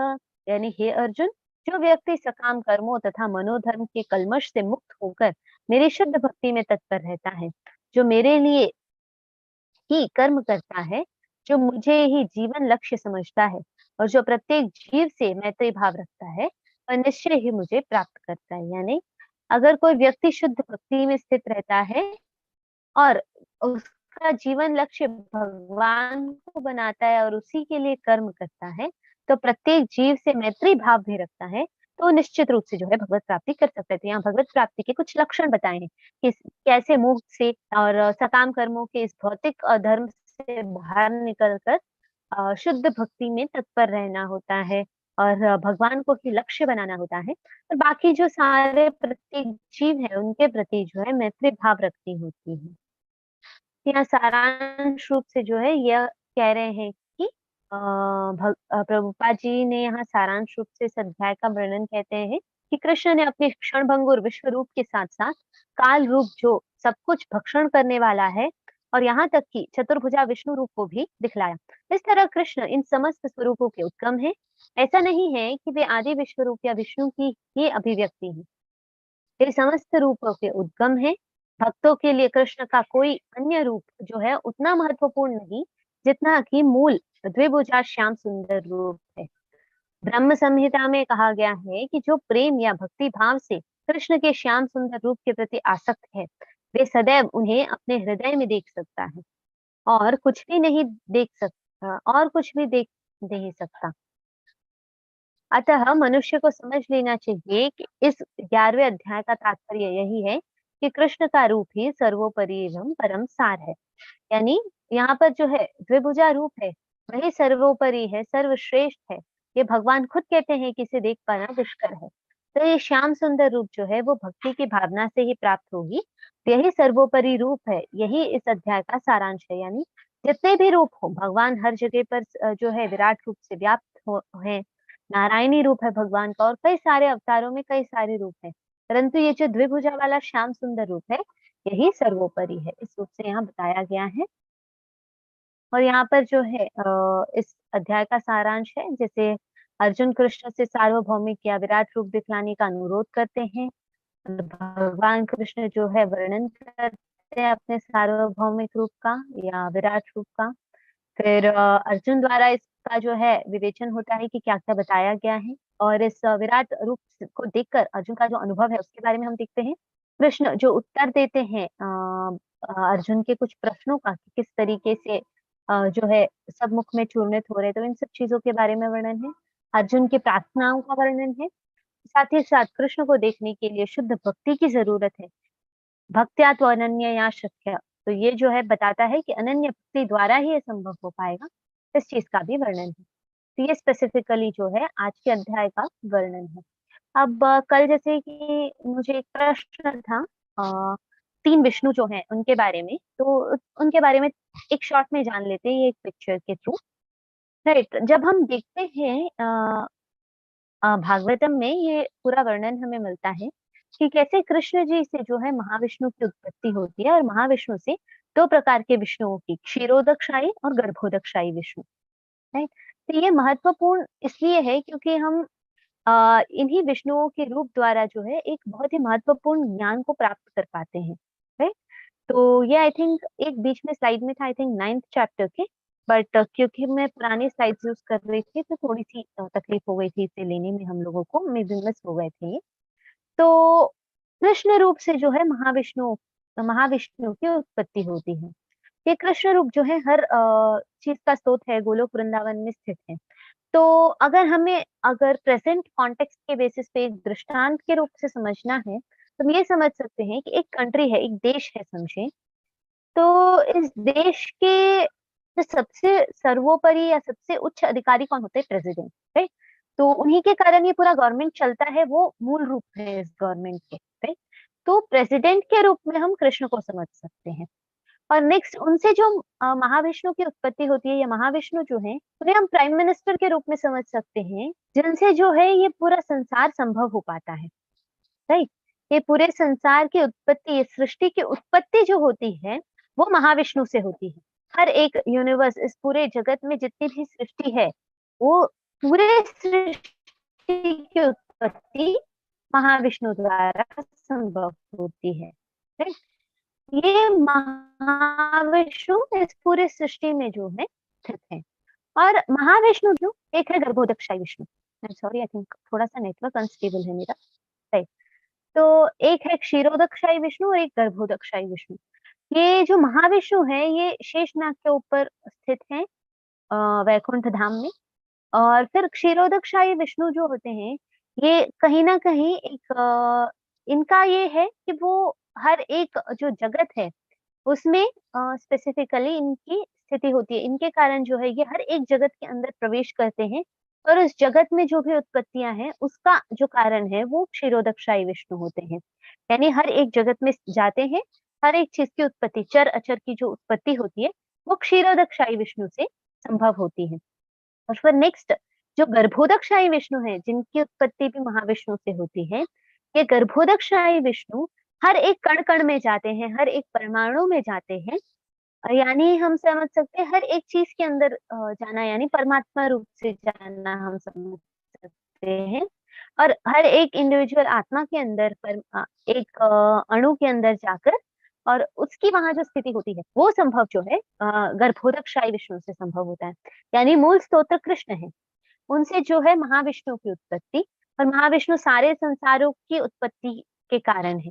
और अब इन अधिकारी हैं हम कह सकते हैं, और इन महाविष्णु से जो है 2 विष्णुओं की उत्पत्ति होती है, क्षीरोदकशायी विष्णु और गर्भोदकशायी विष्णु। क्षीरोदकशायी विष्णु जो है वो हर एक जो इस पूरे सृष्टि में जो हर एक जगह पर जो छोटे, इस पूरे ब्रह्मांड में जो छोटे छोटे यूनिवर्सेस होते हैं ना, या हम कहे एक छोटे छोटे गैलेक्सीज की तरह जो जगत है छोटे छोटे, इन सारे छोटे जगतों में जाकर उसके अंदर के चर तथा अचर की उत्पत्ति जो भी संभव होती है वो क्षीरोदकशाही विष्णु से होती है। और ये जो संभव हुए अचर चर जो है उनके अंदर कण कण में प्रवेश करना जो है वो गर्भोदकशाही विष्णु करते हैं, और यानी आत्मा के अंदर प्रविष्ट होकर वो कार्यों का निर्वाहन करते हैं।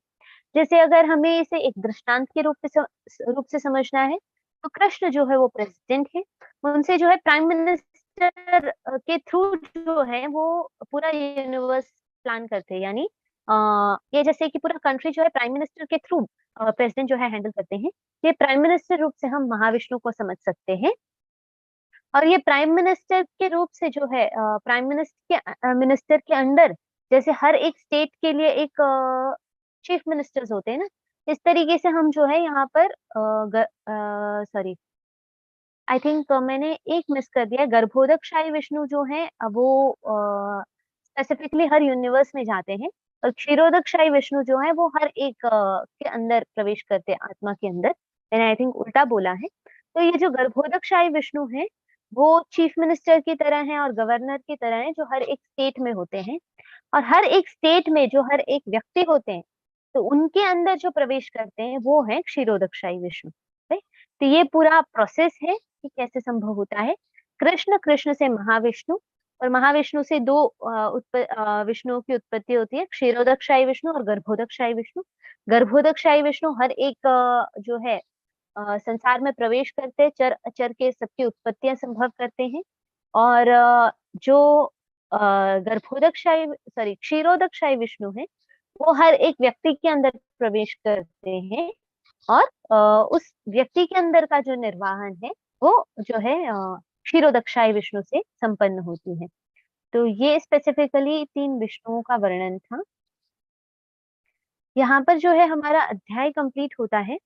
अगर आई थिंक नीतू माता जी का ये प्रश्न था, आई होप कि उन्हें अपने प्रश्न का जो है आंसर मिल गया हो। आई थिंक वो आज नहीं है क्लास में। ओके, तो यस, तो ये जो है कंप्लीट आज के अध्याय का वर्णन है। अगर आप लोगों को आज के अध्याय से रिलेटेड कोई भी प्रश्न हो तो आप लोग पूछ सकते हैं।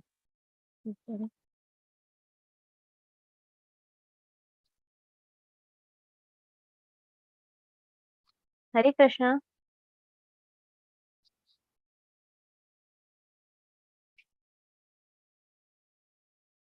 क्या आज के अध्याय से रिलेटेड कोई प्रश्न है तो आप लोग पूछ सकते हैं।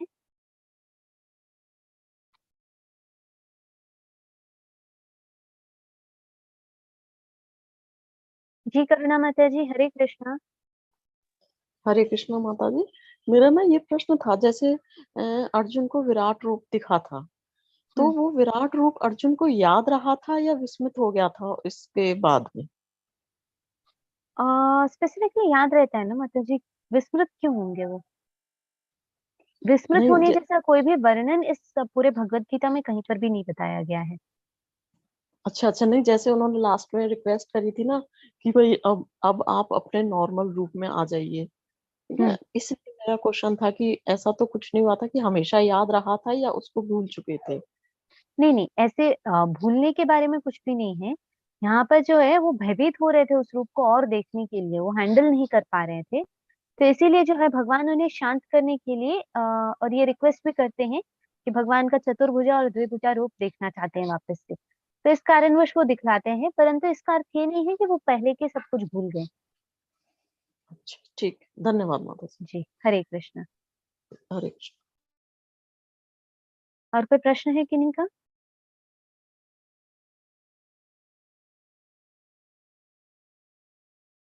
अगर कोई प्रश्न हो किन्हीं भक्तों का तो आप लोग बता सकते हैं।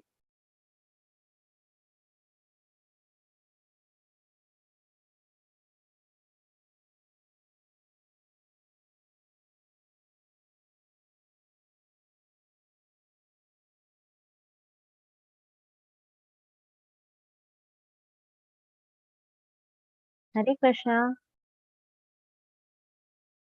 अगर किसी को कोई प्रश्न नहीं है तो फिर हम अपनी तरफ से प्रश्न प्रस्तुत करेंगे सभी के लिए, चलेगा?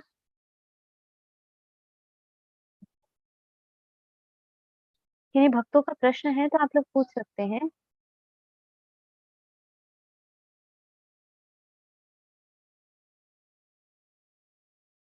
ओके, तो इस अध्याय के बारे में हम ये लोग जानने की कोशिश करते हैं, राइट। तो स्पेसिफिकली इस अध्याय में क्या क्या चीजें जानी आज हम लोगों ने, क्या कोई बता सकता है? जो इसके लिए तो हैंड रेज करना पड़ेगा। जी करुणा माता जी, हरे कृष्णा। हरे कृष्णा माता जी, मुझे लगता है आपकी क्लास में ना सबसे बुद्धू स्टूडेंट मैं ही हूँ। मेरे ही सवाल बहुत सारे होते हैं। नहीं नहीं, ऐसी बात नहीं है। जब सवाल नहीं होते ना, दो हम तरीके से समझ सकते हैं, या तो सब कुछ समझ में आ गया है या तो कुछ भी नहीं आया है। तो अब तो मुझे बीच वाला लगता है ना चलता है। मैं उनमें से हूँ जिसे कुछ नहीं समझ नहीं आता है।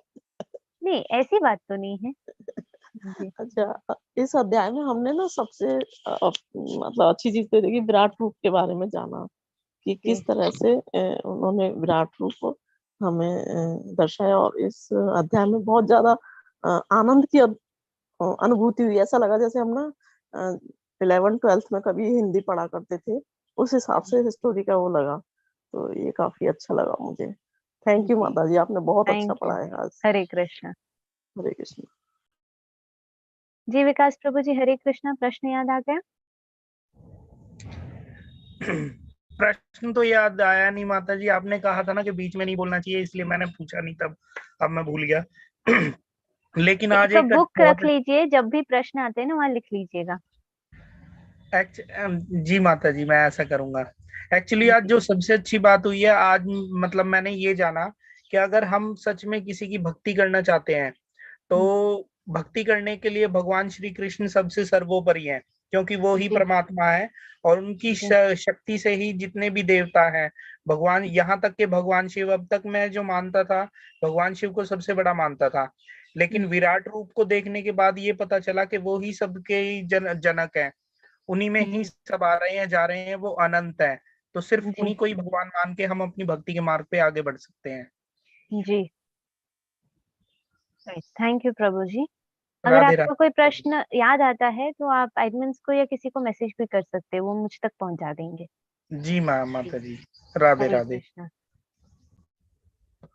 हरे कृष्णा। सुदीप्ता माता जी, अनम्यूट कर सकते हैं आप। आज का विराट रूप, मतलब आप जब पढ़ा रही थी तो एज इफ ये सामने हो रहा था, ऐसा लग रहा था। It was really wonderful ma'am. मतलब इमेजिनेशन बहुत बहुत अच्छा था, राइट, इस अध्याय का। रियली, एक मतलब बहुत, इट टच द हार्ट, मतलब करेक्ट। बहुत ही अच्छा लगा। और मे बी इस अध्याय के बाद जो कल पढ़ेंगे हम, कल के अध्याय में मैं चाहती हूँ कि कोई मिस ना करे कल का अध्याय। कल का अध्याय बहुत इंपॉर्टेंट है और बहुत ही खूबसूरत है, भक्ति योग। इस पूरे जो 6 अध्यायों के जो इम्पोर्टेंस है ना, वो हमें एक अध्याय में कल प्राप्त हो जाएगा। तो yes, please don't miss it. कल कोशिश कीजिएगा कि सब लोग आ जाएं। जी माता जी, थैंक यू सो मच।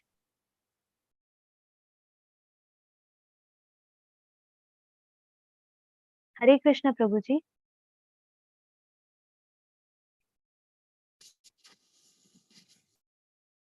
हरे कृष्णा। और किन्हीं का कोई प्रश्न हो तो पूछ सकते हैं आप।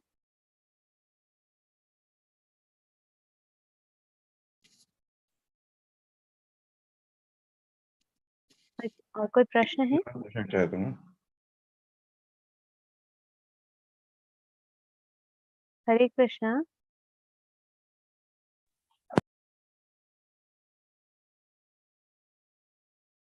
ओके। हम्म। और कोई प्रश्न नहीं है किन्हीं का? ओके, तो 3 विष्णुओं के बारे में कौन बताने के लिए रेडी है?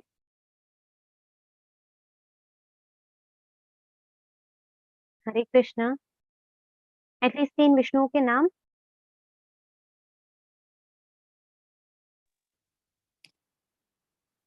महाविष्णु, क्षीरदक्षाई विष्णु, सर्वोदक्षाई विष्णु। यस, थैंक यू प्रभु जी। हरे कृष्णा। हरे कृष्णा प्रभु जी।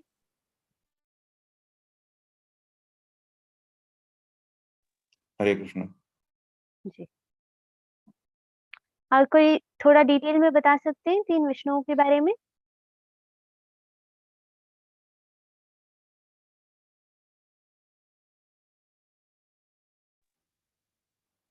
मूल कृष्ण से फिर महाविष्णु जी। होते हैं, महाविष्णु से फिर गर्भोदकशाही विष्णु जो होते हैं, गर्भोदकशाही विष्णु प्रत्येक जीव में रहते हैं,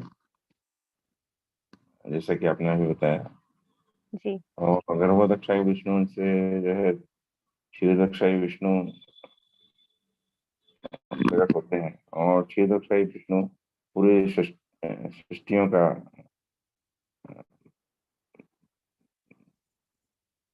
का शुभारंभ करते हैं, सृष्टि बनाते हैं अनेक प्रकार के, जिसमें ब्रह्मांड है। जी। ओके, पालन थैंक भी यू करते प्रभु जी। जी, थैंक यू प्रभु जी।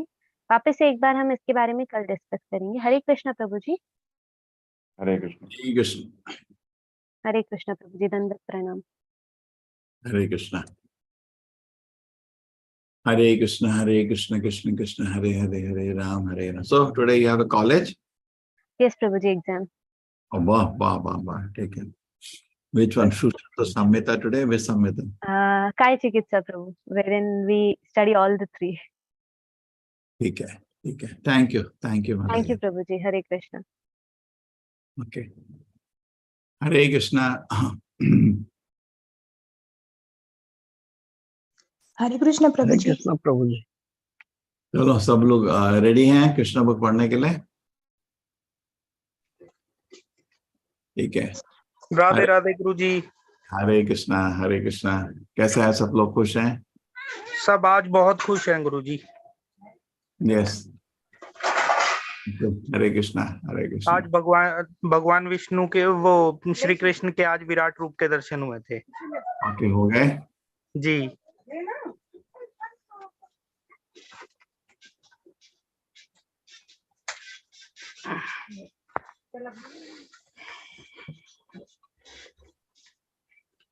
हरे कृष्ण कृष्ण कृष्ण हरे हरे, हरे राम राम। जपा करो हरे कृष्ण कृष्ण कृष्ण हरे हरे, हरे राम हरे राम राम राम राम राम हरे हरे कृष्ण हरे हरे, हरे राम हरे राम राम। हरे कृष्ण कृष्ण हरे हरे, हरे राम राम हरे कृष्ण कृष्ण हरे हरे, हरे राम राम हरे। हरे कृष्ण कृष्ण हरे हरे, हरे राम राम हरे। हरे कृष्ण कृष्ण हरे हरे, हरे राम राम हरे। हरे कृष्ण कृष्ण हरे हरे, हरे राम हरे कृष्ण हरे कृष्ण कृष्ण हरे हरे, हरे राम हरे हरे, हरे राम नाम हरे हरे, हरे हरे कृष्ण कृष्ण कृष्ण हरे हरे, हरे राम हरे हरे, हरे हरे राम नाम हरे हरे, हरे कृष्ण हरे हरे, राम नाम हरे हरे, हरे कृष्ण हरे हरे, राम नाम हरे हरे, हरे कृष्ण हरे हरे, हरे राम नाम हरे हरे, हरे कृष्ण हरे हरे, हरे राम नाम हरे हरे, हरे कृष्ण हरे हरे, राम नाम हरे हरे, हरे कृष्ण हरे हरे, हरे राम नाम हरे हरे, हरे कृष्ण हरे हरे, राम हरे कृष्णा। हरे कृष्ण। आज आपके पास एक स्पेशल गेस्ट है, इनका नाम है अंकित कुमार नेगी। आप बहुत लोग जानते हैं इनको जी। ये हमारे भक्ति शास्त्री के लेवल 5 के टीचर हैं। ये लेवल 5 की 4 या 5 बैच ले रहे हैं, ठीक है। पीएचडी कर रहे हैं आईआईटी कानपुर में, ठीक है। तो मैंने आप सबको इनका एक स्पेशल गेस्ट अपीयरेंस दिया है। आज आपको कृष्णा बुक समझाएंगे, ठीक है। हरे कृष्ण प्रभु जी। हाँ, कृष्णा बुक है अंकित प्रभु जी आपके पास? जी प्रभु जी, मेरे पास है। ठीक हरे है। कृष्ण प्रभु जी। हाँ, कहाँ पे है इनको बता दो भाई। कृष्णा बुक में मैं बताता हूँ।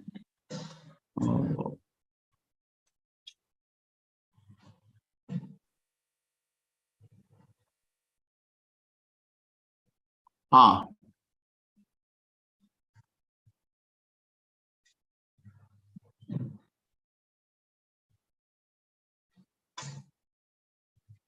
चैप्टर 3 शुरू होने वाला है प्रभु जी। आज चैप्टर 3 शुरू होगा। हरे कृष्ण कृष्ण कृष्ण हरे हरे, हरे राम नाम हरे हरे, हरे कृष्ण कृष्ण कृष्ण हरे हरे।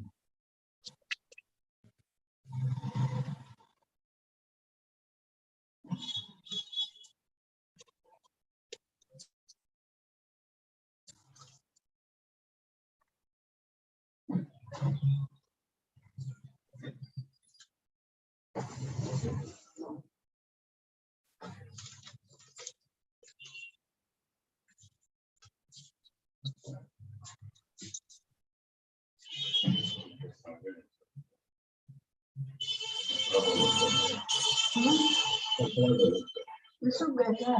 हाँ बस सूख जाता है। अच्छा यही पालो जो है।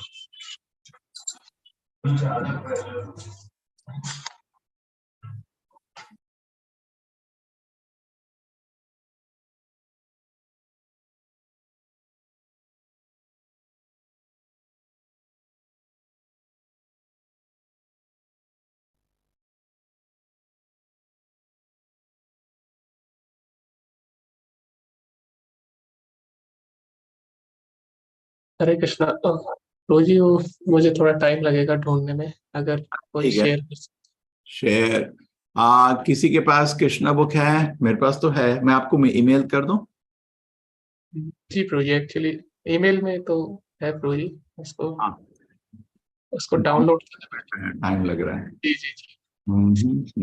अरे भाई, कौन है इधर? गुरु निष्ठा माता जी, किसी के पास कृष्णा बुक है?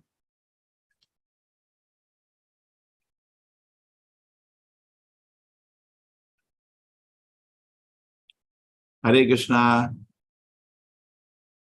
हरे कृष्णा। कौन है भाई जिसका कंप्यूटर में स्पीड ठीक है? मैं आपको ईमेल कर देता हूँ कृष्णा बुक।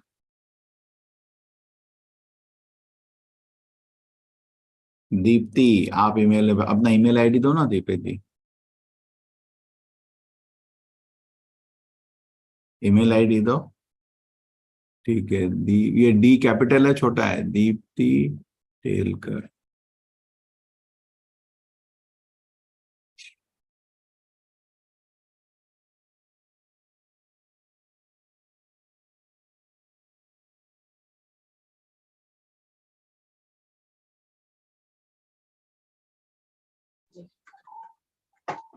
रोजी तेरे पास आएगी मोटे मोटे आ गई।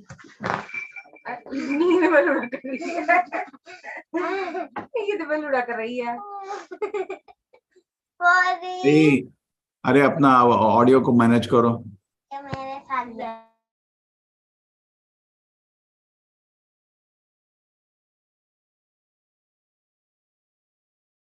दीप्ति, गुरुजी आप मुझे भी मेल कर देंगे? अरे ईमेल डालोगे तो मेल होती है ना, बिना ईमेल के थोड़ी मेल होती है। जी गुरुजी की जी, अभी भेज रहा हूँ।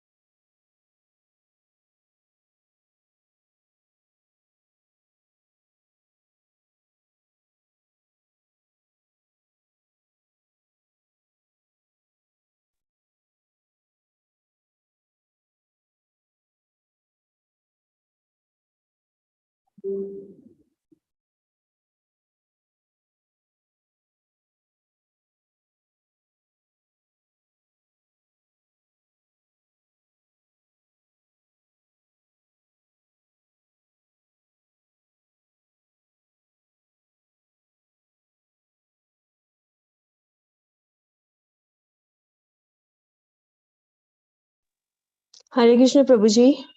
मैं आपके शेयर पास मैं शेयर कर सकती हूँ प्रभु जी। अरे आपके पास है तो भेज दो ना, शेयर करो। हाँ इनको जी, बता दो, अंकित ठीक है। हाँ जी मनी प्रभु जी। माता जी को, मनी माता जी को आप बना दो। आ, मैंने कृष्णा बुक भी शेयर कर दी है कुछ लोगों को। ठीक है, ओके। ठीक है प्रभु जी। ओके। मानी माता जी के पास है प्रभु जी, ठीक है। हरे कृष्णा माता जी, मैंने आपको हाँ जी, co-host बना हाँ जी शेयर कर प्रभु जी, हाँ जी प्रभु जी। हरे कृष्णा प्रभु जी। हरे कृष्ण। चलो हम चलते हैं, ठीक है प्रभु जी। जी धन्यवाद। शेयर करो मनी माता जी। Okay good. हाँ जी प्रभु जी। चैप्टर 3 पे जाओ।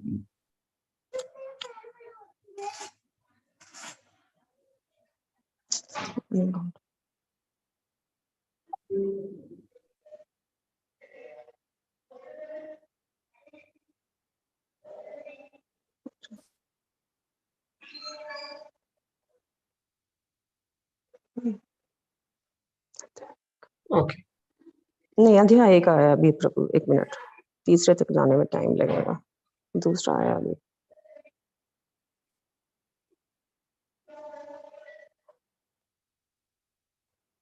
यस प्रभु जी। जी धन्यवाद माता जी। तो सबसे पहले मंगलाचरण करेंगे, उसके बाद हम स्टार्ट करेंगे, एक एक करके हम रीडिंग करेंगे और साथ साथ समझते रहेंगे। ओम अज्ञानतिमिरान्धस्य ज्ञानाञ्जनशलाकया चक्षुरुन्मीलितं येन तस्मै श्रीगुरुवे नमः। श्रीचैतन्यमनोभीष्टं स्थापितं येन भूतले स्वयं रूपः कदा मह्यं ददाति स्वपदान्तिकं। वन्देऽहं श्रीगुरुं श्रीयुतापदकमलं श्रीगुरून् वैष्णवांश्च श्रीरूपं साग्रजातं सहगण रघुनाथान्वितं तं सजीवं साद्वैतं सावधूतं परिजनसहितं कृष्णचैतन्यदेवं श्री राधा कृष्ण पादान सहगण ललिता श्री विशाखान्वितांश नमा ओम विष्णु पदाय कृष्णा पृष्ठाय भूतले श्रीमते भक्तिवेदांत स्वामिन इति नामिने। नमस्ते सारस्वत देवे गौरवाणी प्रचारिणे निर्विशेष शून्यवादी पाश्चात्य देश तारिणे वाञ्छाकल्पतरुभ्यश्च कृपा सिन्धुभ्यैव च पतितानां पावनेभ्यो वैष्णवेभ्यो नमो नमः। हे कृष्ण करुणा सिंधु दीन बंधु जगतपते गोपेश गोपिका कांत राधा कांत नमस्तुते। तप्त कांचन गौरांगी राधे वृंदावनेश्वरी वृषभानुसुते देवी प्रणमामि हरिप्रिये। जय श्री कृष्ण चैतन्य प्रभु नित्यानंद श्री अद्वैत गदाधर शिवासादि गौर भक्त वृंदा। नमो महावदन्याय कृष्णा प्रेम प्रदायते कृष्णाय कृष्ण चैतन्य नामने गौर त्रिसे नमः। हरे कृष्णा कृष्णा कृष्णा हरे हरे हरे राम राम राम हरे हरे हरे कृष्णा। स्टार्ट करते हैं रीडिंग। आप हैंड रेस कर सकते हैं, एक एक करके हम स्टार्ट करेंगे जी। हरे कृष्णा सुशीला माता जी। हरे कृष्ण प्रभु जी, दंड प्रणाम। श्री भगवान कृष्ण का जन्म। श्रीमद् भगवत गीता में श्री भगवान कहते हैं कि उनका प्रकट जन्म तथा कार्यकलाप सभी दिव्य हैं और जो उन्हें ठीक से समझ लेता है वो तुरंत ही वैकुंठ जाने का भागी बन जाता है। श्री भगवान का प्रकट या जन्म किसी सामान्य पुरुष सा नहीं होता है जिसे विगत कर्मों के आधार पर भौतिक शरीर धारण करने के लिए बाध्य होना पड़ता है। श्री भगवान के प्राकट्य की व्याख्या 2 अध्याय में की गई है कि वे स्वेच्छा से प्रकट होते हैं। जब श्री भगवान के अवतार लेने का समय निकट आ गया तो नक्षत्रगण अत्यंत शुभ हो गए। रोहिणी नक्षत्र भी जो फलित ज्योतिष के अनुसार शुभ माना जाता है प्रबल था। रोहिणी ब्रह्मा के प्रचंड संचालन के अंतर्गत माना जाता है। ज्योतिष के अनुसार नक्षत्रों की उपयुक्त स्थिति के अतिरिक्त विभिन्न ग्रहों की भिन्न भिन्न स्थितियों के कारण शुभ तथा अशुभ क्षण उपस्थित होते रहते हैं। श्री कृष्ण के जन्म के समय सारे ग्रह स्वमेव इस तरह स्थित हो गए कि वो सब कुछ शुभ बन गया। जी जी जी धन्यवाद प्रभु जी। तो इसमें इस पैराग्राफ में जो मुख्य मुख्य चीजें हैं उनके बारे में हम समझेंगे और थोड़ा चर्चा करेंगे उनके ऊपर। तो ये भगवान कृष्ण के जन्म के विषय में बताता है और ये अध्याय। और सबसे पहले रूपा जी बताते हैं कि भगवान क्यों जन्म लेते हैं। तो हमें पता है भगवत गीता से हमें पता लगता है भगवान के प्राकट्य का कारण। तो भगवान क्यों प्रकट होते हैं, तो भगवान तीन चीजें बताते हैं। परित्राणाय साधुनाम विनाशाय च दुष्कृताम और धर्म की संस्थापना के लिए। तो साधारणतः हमको लगता है कि भगवान जब प्रकट होते हैं तो उनका मुख्य कार्य होता है असुरों का नाश करना, है ना, असुरों का संहार करना।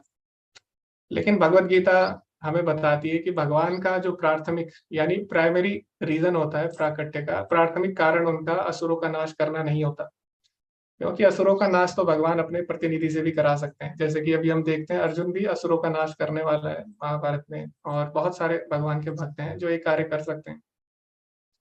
और असुरों का नाश करना उसके लिए भगवान आए तो ये लॉजिकली भी सही नहीं बैठता कि असुरों को मारने के लिए भगवान आए।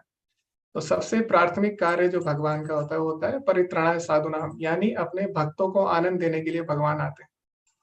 जो उनका द्वितीय कारण होता है, सेकेंडरी रीजन, वो होता है असुरों का नाश करना। तो प्राइमरी जो प्राथमिक देने के लिए भगवान आते हैं।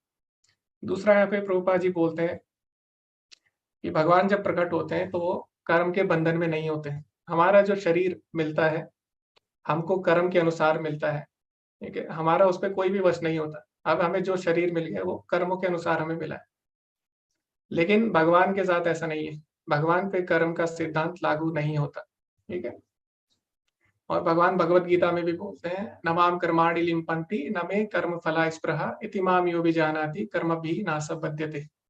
तो भगवान बोलते हैं नमाम कर्माणि लिम्पन्ति, कि मेरे पे कर्मों का असर नहीं होता, ठीक है।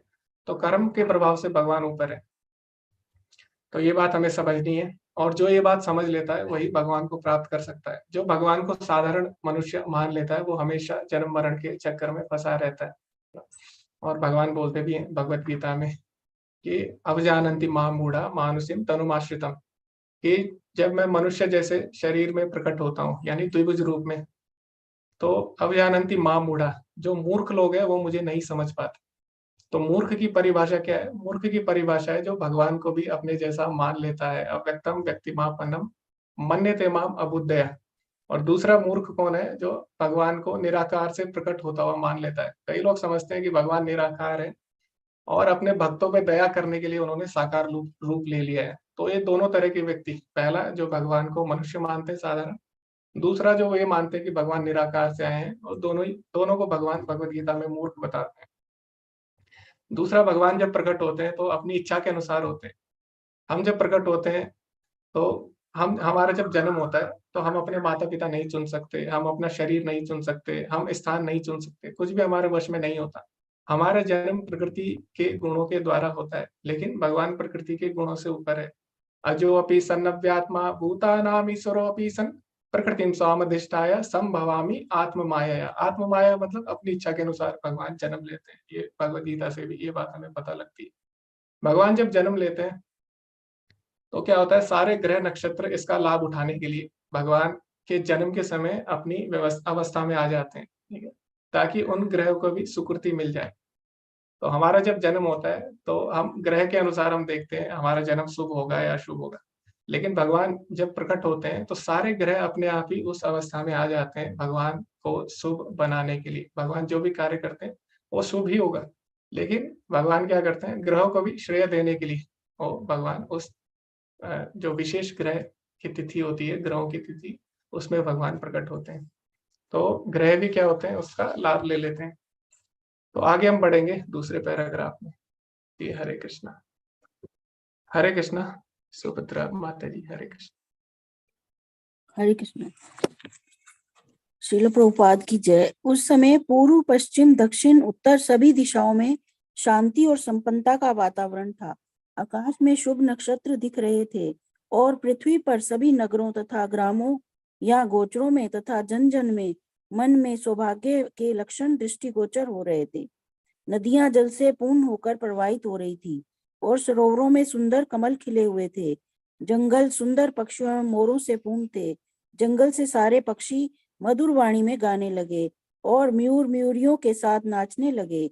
वायु अपने साथ विविध पुष्पों की सुगंध लेकर मन बंद बहने लगी, जिसका सुखद स्पर्श मन को मोहने लगा था। जो ब्राह्मण अग्नि में यज्ञ करने के अभ्यस्त थे, उन्हें आहुति के लिए अपने अपने घर अत्यंत सुहावने लगने लगे।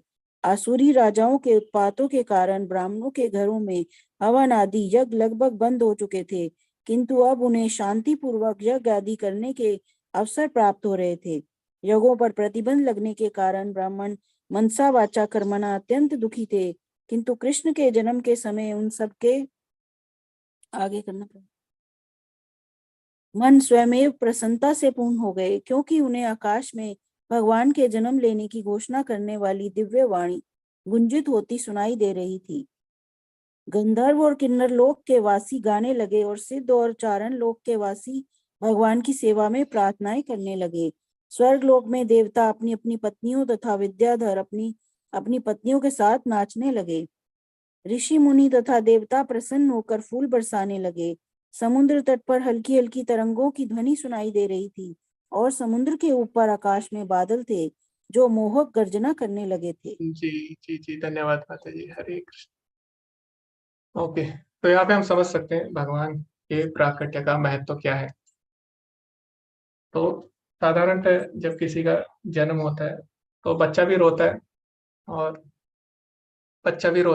कहीं ना कहीं सभी लोग प्रसन्न होते हैं, लेकिन आगे जाके क्या होगा वो उस पर निर्भर करता है। आगे जाके वो किसी को रुलाएगा या हंसाएगा उसके कर्मों पे निर्भर करता है।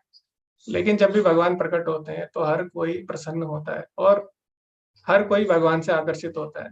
तो भगवान का नाम है कृष्ण। कृष्ण मतलब जो सबको आकर्षित करते हैं, कर्षति सा कृष्ण। तो जब भगवान प्रकट होते हैं तो सभी जीव उनसे आकर्षित होते हैं। तो इस संसार में हम देखते हैं जब भी कोई सुंदर व्यक्ति को हम देखते हैं तो व्यक्ति से व्यक्ति आकर्षित होता है ना। हो सकता है जो सुंदर व्यक्ति हो दूसरे सुंदर व्यक्ति को आकर्षित करे। इसी प्रकार एक जानवर दूसरे जानवर को आकर्षित करता है। तो जो सुंदरता है वो जीव पे निर्भर करती है और वो क्या होती है, रिलेटिव होती है। तो हो सकता है किसी को कोई अच्छा लगे, हो सकता है जो मुझे अच्छा लगे वो आपको ना लगे। लेकिन जब भगवान प्रकट होते हैं ना केवल मनुष्य उनसे आकर्षित होते हैं बल्कि सारे प्राणी, यहाँ तक कि जो बादल हैं, जो नदियां हैं, जो पेड़ पौधे हैं, वो सभी उनसे आकर्षित होते हैं। तो भगवान इतने सुंदर है, ठीक है। तो हमारी सुंदरता क्या है, रिलेटिव है, सापेक्ष है, लेकिन भगवान नित्य सुंदर है। भगवान सभी जीवों को आकर्षित करते हैं। दूसरा यहाँ पे हम एक विशेष चीज देखते हैं कि देवता लोग भी भगवान के प्रकट होने पे बहुत ही आनंद उत्सव मनाते हैं। तो ऐसा क्यों है कि देवता लोग भी भगवान को देख के इतना प्रसन्न हो जाते हैं, जबकि हमें पता है देवता तो भगवान से मिल सकते हैं, है ना। भगवान विष्णु से देवता हमेशा मिल सकते हैं। तो जब भगवान कृष्ण आते हैं तो ऐसा क्या है कि देवता प्रसन्न हो जाते हैं। देवता तो जाते रहते हैं भगवान विष्णु से मिलने के लिए। तो इसका एक विशेष कारण ये है कि भगवान का जो श्याम सुंदर रूप है वो बहुत ही ज्यादा दुर्लभ है। देवताओं को भी उसके दर्शन सुलभ नहीं है। देवता लोग भगवान विष्णु से मिल सकते हैं चतुर्भुज रूप में, लेकिन भगवान कृष्ण का जो द्विभुज रूप है वो देवताओं के लिए भी दुर्लभ है। ये बात हमें कैसे पता लगती है? ये बात भगवान भगवत गीता में स्वयं बताते हैं। जब भगवान अर्जुन को चतुर्भुज रूप दिखाते हैं, उससे पहले भगवान अर्जुन को विराट रूप और काल रूप भी दिखाते हैं। विराट रूप और काल रूप देखने के बाद जब अर्जुन चतुर्भुज रूप भगवान का देखता है तब भी उसका मन शांत नहीं होता। लेकिन जैसे ही भगवान पुनः अपने द्विभुज रूप श्याम सुंदर रूप में आते हैं तो अर्जुन क्या करता है, अर्जुन बहुत ही ज्यादा प्रसन्न होता है। दृष्टेदम मानुषम रूपम तव सौम्यम जनार्दना इदानीम अस्मि संवृता सचेता प्रकृतिम गता। तो अर्जुन बोलता है आपका मनुष्य जैसा द्विभुज श्याम सुंदर रूप देख के अब मैं अपनी वास्तविक अवस्था को प्राप्त हो गया हूँ। उसके बाद भगवान क्या बोलते हैं अपने श्याम सुंदर रूप के बारे में, सुदुर्दर्शम इदम रूपम दृष्टवान आसी यद मम देवा अप्यस्य रूपस्य नित्यम दर्शन कांक्षिणा। तो भगवान बोलते हैं ये जो मेरा श्याम सुंदर रूप है ये क्या है, सुदुर्दर्शम इदम रूपम। तो मैं तुम्हें श्याम सुंदर रूप दिखा रहा हूँ, ये बहुत ही ज्यादा दुर्लभ है, सुदुर्दर्शम इदम रूपम। उसके बाद आगे भगवान बताते हैं देवा अप्यस्य रूपस्य नित्यम दर्शन कांक्षिणा। देवता लोगों को भी इसके दर्शन प्राप्त नहीं होते हैं, ऐसा भगवान बताते हैं, ठीक है। तो इसीलिए भगवान का जो श्याम सुंदर रूप है, हमने देखा इससे पूर्व के अध्याय में जब भगवान देवकी माँ के गर्भ में थे तो देवता लोग भी प्रतीक्षा करते हैं कि कब भगवान प्रकट होंगे अपने द्विभुज श्याम सुंदर रूप में, क्योंकि देवता लोगों को भी उसके दर्शन, भगवान के द्विभुज रूप के दर्शन सुलभ नहीं है। तो ये भगवान के द्विभुज रूप की श्रेष्ठता है। तो आगे हम पढ़ेंगे, इससे आगे हम बढ़ते हैं। जी हरे कृष्णा शशि माता जी। हरे कृष्णा प्रभु जी, कहाँ से पढ़ना? जब ऐसा संयोग, यहाँ से है 4th पैरा माता जी, जब ऐसा संयोग उपस्थित हो गया। हरे कृष्ण, जब ऐसा संयोग उपस्थित हो गया तो घटघटवासी भगवान विष्णु अंधेरी रात में भगवान के रूप में देवकी के समक्ष प्रकट हुए, जो एक देवी जैसी लगती थी। उस समय भगवान विष्णु के प्रकट की तुलना रात्रि के समय पूर्व दिशा में उदित होने वाले पूर्ण चंद्रमा से की जा सकती थी। यहाँ यह आपत्ति उठाई जा सकती है कि क्योंकि भगवान कृष्ण अष्टमी के दिन उत्पन्न हुए, अतः उस दिन पूर्ण चंद्रमा उदय हो ही नहीं सकता। इसके उत्तर में यह कहा जा सकता है कि भगवान कृष्ण उस वंश में उत्पन्न हुए जो चंद्रमा की वंश परंपरा में था। अतः यद्यपि उस रात्रि को चंद्रमा अधूरा था, किंतु चंद्रमा के वंश में ही भगवान के जन्म लेने के कारण चंद्रमा अत्यधिक प्रसन्न था। अतः भगवान कृष्ण की कृपा से वह पूर्ण चंद्र के रूप में उदय हुआ। हरे कृष्ण प्रभु। और पढ़ो। जी आप एक और पैरा पढ़ सकते हैं, छोटे वाला। हाँ, माणिक्य नामक ज्योतिष ग्रंथ में भगवान कृष्ण के जन्म के समय नक्षत्रों का अत्यंत सुंदर वर्णन मिलता है। उससे पुष्टि होती है कि उस शुभ क्षण में उत्पन्न यह शिशु परम ब्रह्म या परम सत्य था। जी धन्यवाद माता जी। हरे कृष्ण प्रभु जी। दंडवत प्रणाम। ओके, तो हम देखते हैं जब भगवान प्रकट होते हैं तो सारे ग्रह नक्षत्र अपने आप को उस हिसाब से, उस अनुसार सब अपने आप को व्यवस्थित कर लेते हैं, सब अपने आप को अरेंज कर लेते हैं। चंद्रमा उस दिन पूर्ण नहीं था, क्योंकि हमें पता अष्टमी के दिन चंद्रमा पूरा नहीं होता, अष्टमी के दिन पूरा नहीं होता। लेकिन फिर भी क्योंकि भगवान ने चंद्रमा के कुल में, विष्णु वंश जो है वो चंद्रमा का कुल है। जैसे जब भगवान राम प्रकट हुए थे तो सूर्य वंश में प्रकट हुए थे, लेकिन भगवान कृष्ण चंद्र वंश में प्रकट हुए। तो इस कारण क्या है, चंद्रमा भी प्रसन्न होता है और चंद्रमा भी अपना पूरा प्रकाश प्रकाशित करता है जब भगवान कृष्ण प्रकट होते हैं। तो इससे पता लगता है कि भगवान कृष्ण प्रकृति के वश में नहीं है, बल्कि प्रकृति भगवान के वश में है। प्रकृति भगवान के अनुसार कार्य करती है। मया दीक्षेण प्रकृति ही सूयते सचराचरम हेतुनानेन कौन्तेय जगत विपरिवर्तते। भगवान बोलते हैं भगवद गीता में कि 7वें अध्याय में कि प्रकृति मेरी अध्यक्षता के अनुसार कार्य करती है। तो चंद्रमा ने भी क्या कर लिया, भगवान के अनुसार, भगवान की इच्छा के अनुसार अपने आप को व्यवस्थित कर लिया। भगवान को प्रसन्न करने के लिए चंद्रमा पूर्ण नहीं था, लेकिन उसने क्या किया, अपना पूर्ण प्रकाश भगवान की उपस्थिति में प्रदान किया। तो ये हम यहाँ पे देख सकते हैं। तो भगवान की तुलना चंद्रमा से की गई है। क्यों? क्योंकि चंद्रमा क्या करती है, शीतलता प्रदान करती है। इसी प्रकार भगवान जब प्रकट होते हैं तो अपने भक्तों के हृदय को वो शीतलता देते हैं, यानी अपने भक्तों के हृदय को आनंद देते हैं। और चंद्रमा क्या है, एक और कारण है भगवान की तुलना चंद्रमा से की जाती है, क्योंकि हमें पता है भगवान कृष्ण सभी रसों के सार हैं, है ना। भगवान कृष्ण में सारे रस हैं। बाकी जितने अवतार हैं उसमें पूर्ण रस नहीं है भगवान का। जैसे कि हम देखते हैं जो चतुर्भुज रूप है भगवान का, उसमें क्या है, उसमें केवल दास्य भाव है। हर कोई भगवान के वहां पे चरण दबा रहा है, भगवान की सेवा कर रहा है चतुर्भुज रूप में। लेकिन उनके साथ साख्य भाव और माधुर्य भाव और जो बाकी भाव है उसमें भक्त नहीं जुड़ सकते। इसी प्रकार अन्य भगवान के अवतार है उनमें सारे रस नहीं, लेकिन भगवान कृष्ण में पूरे रस पाए जाते हैं। उनसे आप अलग अलग रस में जुड़ सकते हैं, कोई साख्य रस में, कोई दास्य रस में, कोई शांत रस में, कोई वात्सल्य रस में। तो इसीलिए भगवान कृष्ण को जो हमारे आचार्य हैं श्रील रूप गोस्वामी भक्ति रसामृत सिंधु में क्या कहते हैं, अखिल रसामृत मूर्ति ही प्रसर मर रुचि रुद्र तार कपाली। तो उनको बोला गया अखिल रसामृत मूर्ति, ठीक है, भगवान कृष्ण को। और उनकी तुलना इसीलिए चांद से की गई है, क्योंकि जो वनस्पति है उसमें रस कहाँ से आता है, वनस्पतियों में रस चंद्रमा के प्रकाश से आता है। तो वनस्पतियों के लिए चंद्रमा सभी रसों का सार है। उसी प्रकार भक्तों के लिए भगवान कृष्ण सभी रसों का सार है। ये भी कारण है कि भगवान कृष्ण की तुलना चंद्रमा से की जाती है।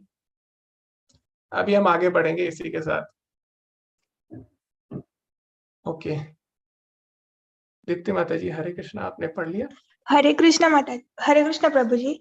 जी। वासुदेव ने उस आश्चर्यजनक बालक को देखा जिसके 4 हाथ थे, जिसमें एक शंख, चक्र, गदा तथा कमल का पुष्प धारण किए था, जो श्रीवत्स चिन्ह के सुशोभित था, जो कौस्तुभ मणि की माला पहने था, पीतांबर धारण किए चमकीले श्याम बादल की तरह लग रहा था, जिसका मुकुट वैर्द मणि से अलंकृत था, जो पूरे शरीर में मूल्यवान कंगन, कुंडल तथा अन्य आभूषण धारण किए था, और जिसका सिर केशराशि से अलंकृत था। बालक के अद्वितीय रूप के कारण वासुदेव आश्चर्यचकित हो गए। नवजात शिशु इस तरह कैसे आभूषित हो सकता है? अंत वे समझ गए कि अब भगवान कृष्ण प्रकट हो गए हैं, और इस अवसर पर वे अभिभूत हो गए। वासुदेव ने विनीत भाव से आश्चर्य प्रकट किया कि यद्यपि वे भौतिक प्रकृति द्वारा बद्ध सामान्य जीव है और ऊपर से कंस द्वारा बंदी है, तो भी सर्वव्यापी भगवान विष्णु या कृष्ण अपने मूल्य रूप में उनके घर शिशु रूप में प्रकट हुए हैं। कोई भी संसारी बालक आभूषणों के एवं सुंदर वस्त्रों से सजकर चार भुजाओं सहित और भगवान के समस्त चिन्हों से युक्त उत्पन्न नहीं होता। वासुदेव बारंबार उस बालक को निहार रहे थे और विचार कर रहे थे कि इस शुभ वेला को किस तरह मनाएं। वे सोचने लगे, सामान्यतया जब पुत्र उत्पन्न होता है तो लोग उस अवसर पर खुशियां मनाते हैं, और एक मैं हूँ कि मेरे बंदी हुए भगवान ने मेरे घर जन्म लिया है। मुझे इस शुभ उत्सव को बारंबार मनाने के लिए तैयार रखना चाहिए। जी, धन्यवाद माता जी। तो इस पैराग्राफ को हम थोड़ा ध्यान से समझेंगे। तो आजकल अनेक लोग हैं जो भगवान होने का क्लेम करते हैं, दावा करते हैं कि हम लोग भगवान हैं, और अभी अगर आप सर्च करेंगे कम से कम 30 से ऊपर कल के अवतार भगवान के घूम रहे हैं। तो यहाँ पे भगवान के कुछ लक्षण बताए गए जिनसे हम पता लगा सकते हैं, ठीक है। तो कोई भी अपने आप को भगवान नहीं बोल सकता, है ना। तो जो व्यक्ति इंसान को भगवान मानता है वो भी मूर्ख है, प्रभुपाद जी बोलते हैं, और जो भगवान को इंसान मानता है वो भी मूर्ख है। तो ऐसे लोगों से हमें सावधान रहना चाहिए। भगवान जब भी प्रकट होते हैं, भगवान का प्राकट्य साधारण व्यक्ति की तरह नहीं होता। भगवान बताते हैं भगवद गीता में, जैसे प्रभुपाद जी ने भी बताया था सबसे पहले पैराग्राफ में, जन्म कर्म च मे दिव्यम। भगवान के जन्म और कर्म दिव्य हैं, साधारण व्यक्ति की तरह नहीं है। कई लोगों को लगता है कि भगवान कृष्ण ने जन्म लिया तो भगवान कैसे हो सकते हैं, क्योंकि भगवान जन्म थोड़ी ना लेते हैं, तो जन्म तो मनुष्य लेता है। तो वो क्या करते हैं, भगवान कृष्ण को साधारण व्यक्ति मान लेते हैं, या फिर वो बोलते हैं नहीं चलो भगवान कृष्ण जो थे वो भगवान नहीं थे, पर हाँ महान व्यक्ति थे पर भगवान नहीं थे, ऐसा वो लोग बोलते हैं। तो इस बात का यहाँ पे साफ साफ खंडन होता है, क्योंकि हमारे जन्म में और भगवान के प्राकट्य में अंतर है। भगवान कहीं से भी प्रकट हो सकते हैं। हमने देखा जब नरसिंह लीला हुई तो उसमें भगवान खंबे से प्रकट हो जाते हैं। तो जब भगवान खंबे से प्रकट हो सकते हैं तो क्या भगवान देवकी माता के गर्भ से प्रकट नहीं हो सकते? तो भगवान देवकी माता के गर्भ से भी प्रकट हो सकते हैं, भगवान खंबे से भी प्रकट हो सकते हैं, लेकिन देवकी माता के गर्भ से क्यों भगवान प्रकट हुए? देवकी माता को आनंद देने के लिए। खंबे से भगवान क्यों प्रकट होते हैं? प्रहलाद को आनंद देने के लिए, ठीक है। तो भगवान अपने भक्तों को आनंद देने के लिए कहीं से भी प्रकट हो सकते हैं। तो यहाँ पे ये बात हमें सीखनी है। दूसरा, भगवान चतुर्भुज रूप में क्यों आए? क्यों नहीं भगवान डायरेक्ट द्विभुज रूप में आ गए, श्याम सुंदर रूप में आ गए? तो ये बताने के लिए कि जो बालक प्रकट हुआ है वो कोई साधारण बालक नहीं है, क्योंकि भगवान अगर श्याम सुंदर रूप में आते दो ही भुजा वाले रूप में, तो हो सकता है जो उनके माता पिता है वो उनको पहचान ना पाते। लेकिन जब भगवान चतुर्भुज रूप में आए तो वो समझ गए कि ये कोई साधारण व्यक्ति नहीं है, क्योंकि चार भुजाओं वाला बच्चा आपने कभी नहीं देखा होगा। जो होते भी है वो कोई किसी बीमारी के कारण ऐसा हो जाता है, लेकिन वो ज्यादा समय तक टिकते नहीं है। तो भगवान चतुर्भुज रूप में प्रकट हुए ताकि उनके जो माता पिता उनको विश्वास हो जाए कि भगवान प्रकट हो चुके हैं। तो ये विश्वास दिलाने के लिए भगवान चतुर्भुज रूप में प्रकट हुए। दूसरा, हम देखते हैं कि भगवान में और हम में अंतर है। क्यों? क्योंकि भगवान जब प्रकट हुए उनके आभूषण, सारे आभूषणों से भगवान सुसज्जित थे, और भगवान के जो चिन्ह होते हैं, भगवान के चरणों में चिन्ह पाए जाते हैं कुछ विशेष प्रकार के, जैसे शंख का चिन्ह, ध्वजा का चिन्ह, कमल का चिन्ह, चक्र का चिन्ह। तो इन सारे लक्षणों से हम पता लगा सकते हैं कि ये भगवान है। तो कोई भी व्यक्ति अगर बोलता है हम भगवान है, आप तुरंत उसके हाथ पैर देखिए, उसके पैर देखिए, उसके पैरों पे चिन्ह है कि नहीं। तो भगवान के पैरों पे, चरण कमलों पे दिव्य चिन्ह पाए जाते हैं। तो इससे हमें पता लग सकता है कि भगवान कृष्ण स्वयं भगवान है, कोई साधारण व्यक्ति नहीं है। ठीक है, और कोई भी व्यक्ति पैदा होते ही, मान लीजिए कोई बच्चा पैदा होता है हॉस्पिटल में, क्या वो कभी नर्स को बोलेगा कि आप मुझे घर लेके जाओ? ऐसा कोई बच्चा नहीं बोलता। लेकिन भगवान कृष्ण जब प्रकट होते हैं, वो अपने पिता को बोलते हैं कि आप मुझे नंद बाबा के यहाँ पे छोड़ के आओ। तो इससे हमें पता लगता है कि भगवान कृष्ण कोई साधारण व्यक्ति नहीं है, स्वयं भगवान है। और एक और विशेष चीज जो हमें इस पैराग्राफ से सीखने को मिलती है वो क्या है? जब असुर लोगों के सामने भगवान प्रकट होते हैं या देवी देवता प्रकट होते हैं, तो असुर लोगों की मेंटेलिटी क्या होती है? असुर लोग चाहते हैं कि हम भगवान से कोई वर मांगे। उनके पास सब चीज होती है, उनके पास सारी चीजें हैं, लेकिन फिर भी वो सोचते हैं क्यों ना भगवान आए हैं तो इनसे कुछ ना कुछ मांग लिया जाए, कोई शक्ति मांग ली जाए, कोई विशेष वरदान मांग लिया जाए। लेकिन यहाँ पे हम एक शुद्ध भक्त की चेतना देख सकते हैं। जो वसुदेव है वो भगवान के शुद्ध भक्त हैं। तो इतने संकट होने के बाद भी जब भगवान उनके सामने आए तो उन्होंने ये नहीं सोचा कि मैं भगवान से ये मांगूंगा कि मेरे संकट कैसे दूर होंगे। उन्होंने ये नहीं सोचा। आप देख सकते हैं यहाँ पे क्या लिखा है। वो सोच रहे हैं कि मैं भगवान की सेवा किस प्रकार करूं, भगवान मेरे लिए प्रकट हुए, मैं उनके लिए क्या करूं, और मेरे हाथ पैर बंधे हुए हैं, मैं उनके लिए कुछ कर भी नहीं सकता। तो उनको इस बात का दुख हो रहा है। तो ये नहीं बोल रहे भगवान से, भगवान आप हमें छुड़ा दीजिए, आप जल्दी से इस कंस को मार दीजिए, आप हमें कोई शक्ति दे दीजिए, ऐसा बिल्कुल भी नहीं बोला। तो शुद्ध भक्त हमेशा ये सोचता है कि भगवान की सेवा किस प्रकार की जाए। ये बहुत ही इंपॉर्टेंट है आप सभी के लिए। तो आगे हम पढ़ेंगे इसी के साथ। ओके जी, हरे कृष्णा। सुधीर प्रभु जी। हरे कृष्णा। श्रील प्रभुपाद जी की जय हो। श्रील प्रभुपाद जी के द्वारा जब वसुदेव ने, जिनका दूसरा नाम आनक दुंदुभी है, अपने नवजात शिशु को देखा तो वे इतने प्रसन्न हुए कि उनमें ब्राह्मणों को कई हजार गौवें दान देने की इच्छा प्रकट हुई। वैदिक प्रणाली के अनुसार जब भी क्षत्रिय राजमहल में कोई शुभ उत्सव मनाया जाता है तो राजा प्रसन्नता के कारण अनेक वस्तुएं दान में देता है। ब्राह्मणों तथा ऋषियों को स्वर्णाभूषणों से मंडित गौवें दी जाती है। वसुदेव कृष्ण के आविर्भाव के उपलक्ष्य में एक दानोत्सव मनाना चाह रहे थे, किंतु कंस के बंदी गृह में बंद होने के कारण ऐसा करना दुष्कर था। अतः उन्होंने मन ही मन ब्राह्मणों को हजारों गायें दान की। जब वसुदेव को विश्वास हो गया कि नवजात शिशु साक्षात श्री भगवान है, तो वे दोनों हाथ जोड़कर उनकी स्तुति करने लगे। उस समय वसुदेव दिव्य स्थिति में थे, जिससे कंस से उत्पन्न उनका सारा भय जाता रहा। जिस कमरे में नवजात शिशु उत्पन्न हुआ था वह उसके तेज से तेदीप्तमान था। तब वसुदेव ने प्रार्थना करनी आरंभ की, हे भगवान, मैं जानता हूं कि आप कौन है। आप समस्त जीवों के परमात्मा तथा परम सत्य श्री भगवान हैं। आप अपने ही शाश्वत रूप में प्रकट हुए हैं, जिसका हम प्रत्यक्ष अवलोकन कर रहे हैं। मैं जानता हूं कि आप मुझे कंस के भय से मुक्ति प्रदान करने के लिए प्रकट हुए। आप इस भौतिक जगत से संबद्ध नहीं है। आप वही पुरुष हैं जिनकी भौतिक प्रकृति पर चितवन मात्र से यह दृश्य जगत उत्पन्न होता है। जी जी जी, धन्यवाद प्रभु जी। हरे कृष्णा।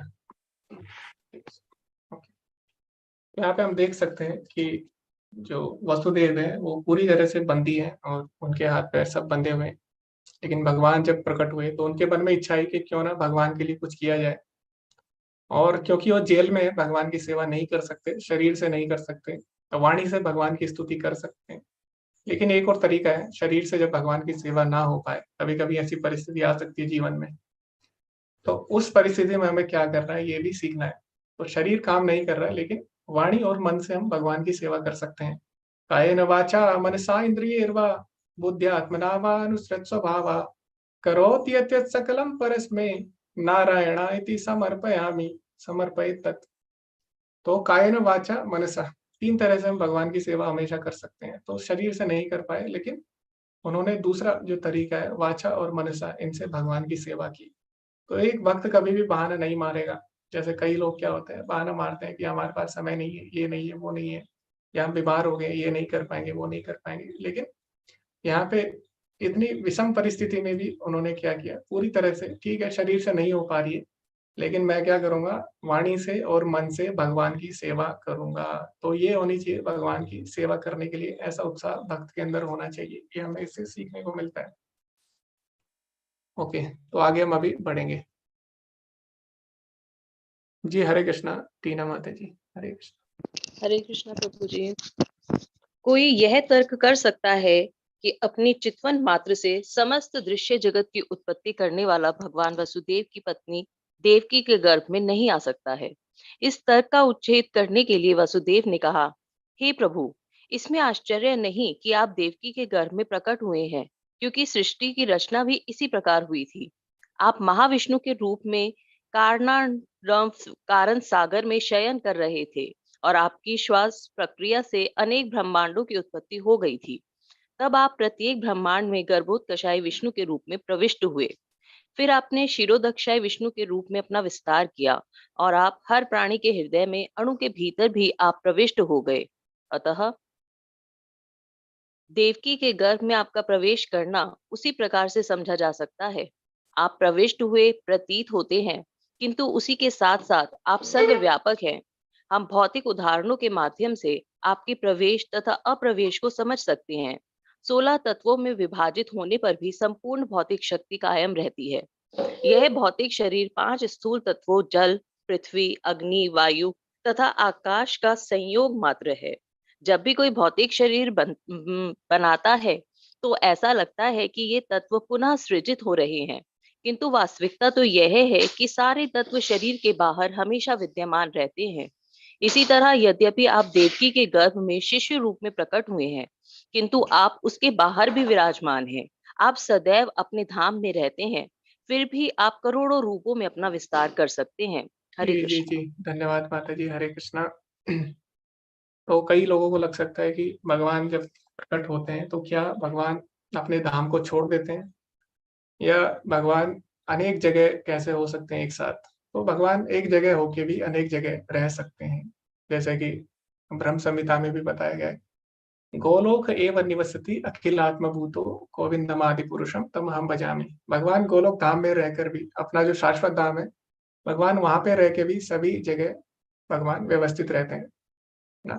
और कैसे भगवान अपने आप को विस्तृत करते हैं, तो महाविष्णु के रूप में भगवान अपने आप को पहले विस्तृत करते हैं। महाविष्णु से क्या होता है, अनंत कोटि ब्रह्मांड निकलते हैं। जब महाविष्णु जब श्वास लेते हैं तो उनके शरीर के जितने रोम छिद्र है सभी से ब्रह्मांड निकलते हैं। यस्येक निःश्वसित कालम अथावलंब्या जीवन्ति लोम विलजा जगदंड नाथा। यस्येक निःश्वसित यानी जिनकी एक सांस से, यस्येक निःश्वसित कालम अथावलंब्या, समय आरंभ हो जाता है सृष्टि का। तो उसके बाद ब्रह्म संहिता में ये भी बताया गया है, एको अप्यसो रचितुम जगदंड कोटिम, कि भगवान एक होते हुए भी करोड़ों संसारों की सृष्टि करते हैं। तो महाविष्णु के रूप में भगवान सृष्टि करते हैं। उसके बाद क्या होता है, यस शक्तिरेश जगदंड चयदंता अंडांतरस्त परमाणु चयांतरस्तम। तो भगवान क्या है, भगवान पूरे ब्रह्मांड में भी व्याप्त है। अंडांतरस्त कैसे, भगवान गर्भोदक्षाई विष्णु के रूप में हर ब्रह्मांड में जाते हैं। उसके बाद भगवान परमात्मा रूप में हर कण कण में विद्यमान रहते हैं। अंडांतरस्त परमाणु चयांतरस्तम, यानी भगवान पूरे ब्रह्मांड में भी रहते हैं, साथ ही साथ परमाणु यानी एक छोटे से कण के अंदर भी भगवान विद्यमान होते हैं। परमात्मा या अंतर्यामी के रूप में भगवान उसमें प्रवेश करते हैं। गोविंदमादि पुरुषम तमहम भजामि। तो इस तरह हम समझ सकते हैं। तो भगवान का शरीर दिव्य है, इसीलिए वो ये कार्यकलाप कर सकते हैं। क्या कोई मनुष्य जो अपने आप को भगवान बोलता है, क्या वो अपने शरीर से ब्रह्मांड प्रकट कर सकता है? नहीं। उसके शरीर से हमेशा गंदगी प्रकट हो सकती है, लेकिन भगवान का शरीर इतना दिव्य है कि उससे अनंत कोटि ब्रह्मांडों की रचना होती है। तो ये बात हमें समझनी है। भगवत गीता में भगवान बताते हैं, मम योनिर्महत ब्रह्म तस्मिन् गर्भम ददाम्यहम्, कि ये जो सृष्टि है, ये जो महत तत्व है, जब सृष्टि अव्यक्त अवस्था में होती है, 3 गुण जब अव्यक्त अवस्था में होते हैं तो उसको महत तत्व या प्रधान बोला जाता है। उस प्रधान पे जब भगवान दृष्टिपात करते हैं तो उससे समय आरंभ होके सभी जीव उसमें अपनी अपनी जो अवस्था है उसको प्राप्त करते हैं, और उससे फिर जीवन आरंभ होता है सृष्टि में। तो भगवान ही भगवत गीता में बोलते हैं मम योनिर्महत् ब्रह्म तस्मिन् गर्भम ददाम्यहम्, कि मेरे कारण ही सारी जो जीवात्मा है वो प्रकृति के गर्भ में उत्पन्न होती है। तासाम ब्रह्म महद योनिर अहम बीज प्रदा पिता, और सभी का जो बीज प्रदाता पिता है वो मैं स्वयं ही हूँ। तो ये यही बात यहाँ पे वसुदेव भी भगवान कृष्ण को बोलते हैं। आगे हम पढ़ेंगे जी। जी हरे कृष्णा, सीमा माता जी। हरे कृष्ण प्रभु जी, दंड प्रणाम। मनुष्य को बहुत ही बुद्धि के साथ अपने अवतार को समझना चाहिए, क्योंकि आपसे भौतिक शक्ति की शक्ति भी उद्भूत है। आप भौतिक शक्ति की उसी प्रकार मूल स्रोत है जिस तरह प्रकाश का स्रोत सूर्य है। सूर्य प्रकाश सूर्य मंडल को आच्छादित नहीं कर सकता, न आपसे उद्भूत होने के कारण भौतिक शक्ति आपको आच्छादित कर सकती है। आप भौतिक प्रकृति के तीनों गुणों में रहते प्रतीत होते हैं, किंतु वास्तव में ये तीनों गुण आपको आच्छादित नहीं कर सकती। इसे बड़े बड़े बुद्धिमान दार्शनिक जानते हैं। दूसरे शब्दों में, यद्यपि आप भौतिक शक्ति के भीतर प्रतीत होते हैं, किंतु आप उससे कभी आच्छादित नहीं होते। हरे कृष्ण प्रभु जी, दंड प्रणाम। जी प्रभु जी, माता जी, हरे आगे पढ़ूं क्या? जी आप पढ़ सकते हैं एक पैराग्राफ और। ओके प्रभु जी, धन्यवाद। वेदों का कथन है कि पार ब्रह्म अपना तेज प्रकट करता है, जिसके फलस्वरूप प्रत्येक वस्तु प्रकाशित होती है। ब्रह्म संहिता से पता चलता है कि ब्रह्म ज्योति परमेश्वर के शरीर से उद्भूत होती है और इसी ब्रह्म ज्योति से सारी सृष्टि उत्पन्न है। भगवत गीता में यह भी कहा गया कि भगवान ही ब्रह्म ज्योति के आधार स्वरूप है, अतः मूलतः वह प्रत्येक वस्तु के आदि कारण है। किंतु अल्पज्ञ सोचते हैं कि जब भगवान इस भौतिक जगत में आते हैं तो वे भौतिक गुणों को ग्रहण कर देते हैं। ऐसे निष्कर्ष बहुत प्रौढ़ नहीं है और केवल अल्पज्ञ द्वारा ही सजित है। हरे कृष्ण प्रभु जी, जी दंड जी प्रणाम। जी, धन्यवाद माता जी, हरे कृष्ण, धन्यवाद प्रणाम। ओके, तो हमें समझना होगा कि जब भगवान प्रकट होते हैं तो भगवान के प्राकट्य और हमारे प्राकट्य में बहुत ही ज्यादा अंतर है। तो भगवान जब प्रकट होते हैं उनके दिव्य शरीर से एक विशेष तेज निकलता है। उस तेज को ब्रह्म ज्योति कहा गया है। जो निराकारवादी होते हैं वो उसी ब्रह्म ज्योति पे अपना ध्यान केंद्रित करते हैं, लेकिन जो भगवान के शुद्ध भक्त होते हैं वो भगवान के दिव्य शरीर पे ध्यान करते हैं और दिव्य शरीर की स्तुति कर सकते हैं। और निराकार का जो मार्ग है वो बहुत ही कठिन है। भगवान बताते हैं भगवत गीता में, क्या क्लेशो अधिकतरस्तेषाम् अव्यक्तासक्त चेतसाम, यानी जो अव्यक्त से आसक्त रहते हैं उनका जो मार्ग होता है वो क्लेश से भरा रहता है। तो इस प्रकार भगवान बताते हैं। तो जो एक शुद्ध भक्त होगा या जो बुद्धिमान व्यक्ति होगा वो क्या करेगा, भगवान पे दिव्य स्वरूप पे ध्यान लगाएगा या भगवान की भक्ति करेगा। तो यहाँ पे यही बात प्रभुपाद जी बोलते हैं। और जो ब्रह्म ज्योति है वो क्या है, वो भगवान के शरीर का ही तेज है। ये ब्रह्म संहिता में भी हमें देखने को मिलता है। ब्रह्म संहिता में बोला गया, यस्या प्रभा प्रभवतो जगदंड कोटि स्वशेष वसुधादि विभूति भिन्नम। तो ऐसा बोला गया, तद ब्रह्म निष्कलम अनंतमशेष भूतम गोविंदमादि पुरुषम तमहम भजामि।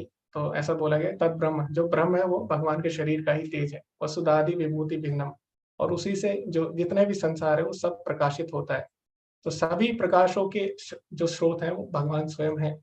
ज्योतिषामपि तत् ज्योति तमसा परम उच्यते, भगवत गीता में भी बोला गया। इस सभी ज्योतियों की ज्योति जो है वो भगवान ही है। ज्योतिषामपि तत् ज्योति तमसा परम उच्यते, परम ज्योति जो है वो भगवान कृष्ण ही है। तो जितनी भी चीजें प्रकाशमान है वो भगवान के कारण ही है। तो भगवान को कोई कैसे ढक सकता है? जब मूर्ख लोग ऐसा समझते हैं, जो मूर्ख लोग होते हैं वो समझते हैं कि भगवान कृष्ण जब इस भौतिक संसार में आते हैं तो वो भी माया में पड़ जाते हैं, लेकिन ऐसा नहीं है। भगवान माया में कैसे पड़ सकते हैं? भगवान तो मायातीत है। भगवान बोल रहे हैं भगवत गीता में, माँ में वही प्रपद्यन्ते माया में ताम तरंति थे, मेरी शरण में जो आता है वो माया को पार कर जाता है। तो भगवान खुद कैसे माया में पड़ सकते हैं? तो कई लोग ऐसा तर्क देते हैं। तो जैसे कि सूर्य है, सूर्य को कभी कभी हम देखते हैं बादल निकलता है, लेकिन अगर आप ऊपर जाए हवाई जहाज में अगर आप जाते हैं तो आप देखेंगे अरे बादल तो नीचे है, सूर्य तो काफी ऊपर है। तो बादल ने वास्तव में सूरज को नहीं ढका है। हमारी अज्ञानता के कारण ऐसा लग रहा है कि बादल ने सूरज को ढक लिया है, लेकिन वास्तव में बादल सूर्य के सामने कुछ भी नहीं है ना, कुछ भी नहीं है। तो ढक कैसे सकता है? अगर आप एक बड़ा गुब्बारा लें, उस बड़े गुब्बारे पे अगर आप एक डॉट बना दें तो इतना बड़ा सूर्य है पृथ्वी की तुलना में, तो फिर पृथ्वी के अंदर जो बादल है वो सूर्य को कैसे ढक सकते हैं? लेकिन बादल ने किसको ढका है? बादल ने हमारी आंखों को ढका है, बादल ने वास्तव में सूर्य को नहीं ढका है। इसी प्रकार जब जो लोग ये मानते हैं कि भगवान माया में पड़ गए हैं, माया ने भगवान को ढक लिया है, तो वास्तव में माया ने भगवान को नहीं ढका, माया ने उनकी बुद्धि को ढक लिया है। तो इसकी तुलना प्रभुपाद जी यहाँ पे कर रहे हैं। आगे हम बढ़ेंगे। जी हरे कृष्ण अखिलेश प्रभु जी। हरे कृष्ण प्रभु जी। श्री भगवान प्रत्यक्ष तथा अप्रत्यक्ष रूप में सर्वदा विद्यमान है, वे इस सृष्टि के भीतर ही और बाहर भी। वे केवल इस सृष्टि में केवल कर्वोदक का साई विष्णु के रूप में रहते हैं। वे प्रत्येक परमाणु के भीतर भी है। परमाणु का अस्तित्व उनकी उपस्थिति के कारण ही है, उनसे कुछ भी विलग नहीं किया जा सकता है। वैदिक सिद्धांत के अनुसार हमें परमात्मा अर्थात प्रत्येक वस्तु के मूल के कारण की खोज करनी चाहिए, क्योंकि परमात्मा से पृथक कुछ भी नहीं है। अतः भौतिक सृष्टि उनकी शक्ति का ही रूपांतर है। जड़ पदार्थ तथा जीवित व शक्ति आत्मा भी उन्हीं से उद्भूत है, और जो मूर्ख होगा वही इस निष्कर्ष पर पहुंचेगा कि परमेश्वर प्रकट होते हैं तो वे पदार्थ की परिस्थितियों को स्वीकार करते हैं। यदि प्रत्यक्ष रूप से भौतिक शरीर ग्रहण करने लगे तो भी वे भौतिक परिस्थितियों के अधीन नहीं रहते। अतः कृष्ण अवतरित हुए और उन्होंने भगवान के प्रकट तथा अप्रकट होने के समस्त दोषपूर्ण निष्कर्षों को ध्वस्त कर दिया। आगे पढ़ो प्रभु जी। क्या जी जी नहीं माता जी, अभी हम इसको एक्सप्लेन हरे कृष्ण माता जी, धन्यवाद आपका। तो यहाँ पे बताया गया है भगवान एक साथ दोनों जगह हो सकते हैं। तो कभी कभी क्या होता है, कुछ चीजें हैं वो हमें लगता है कि कैसे हो सकती है। तो जैसे कि बोला गया है भगवान क्या है, भगवान एक समय दोनों जगह हो सकते हैं, कई जगह हो सकते हैं। भगवान हमारे अंदर भी हो सकते हैं और भगवान पूरी सृष्टि में बाहर भी हो सकते हैं। ठीक है, तो जैसे हम नरसिंह आरती करते हैं तो उसमें हम क्या बोलते हैं, बहिर नरसिंहा हृदयो नरसिंहा, है ना। तो नरसिंह देव बाहर भी है और हमारे हृदय में परमात्मा रूप में भी है। और यही बात भगवत गीता में भी बोली गई है, बहिरंतरश्च भूतानाम अचरम चरमेव च। जो भगवान है वो क्या है, सब जीवों के अंदर भी है और बाहर भी है। ईशोपनिषद में भी यही बात बोली गई है। ईशोपनिषद में बोला गया दूरस्थम चांतिके च तत्, तो भगवान दूर भी है, अंतिके यानी हमारे अंदर भी है।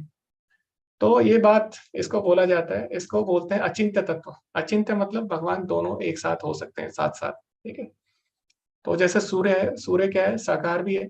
अगर आप सूर्य को देखें, सूर्य एक गोला है ना, गोला है, उसके अंदर अगर आप देखें सरफेस है, सतह है सूर्य की। और सूर्य क्या है, सूर्य का प्रकाश वो निराकार है। तो सूर्य दोनों एक साथ है, साकार रूप में भी है, गोले के रूप में, और अपने प्रकाश के रूप में वो निराकार भी है। तो दोनों एक साथ हैं। इसी प्रकार भगवान भी दोनों चीजें एक साथ हो सकते हैं। तो इसको अचिंत्य तत्व बोला गया है भगवान का। ठीक है, तो भगवान दोनों हो सकते हैं एक साथ। दूसरा, भगवान के बिना कोई भी चीज अस्तित्व में नहीं आ सकती। भगवान बोलते हैं भगवत गीता में, मत्ता परतरम नान्य किंचित अस्ति धनंजय, मेरे से श्रेष्ठ कोई भी सत्ता नहीं है। मयि सर्वमिदं प्रोक्तम सूत्रे मणिगणैव। जैसे धागा होता है मोतियों के अंदर, मोतियों की माला आपने देखी होगी।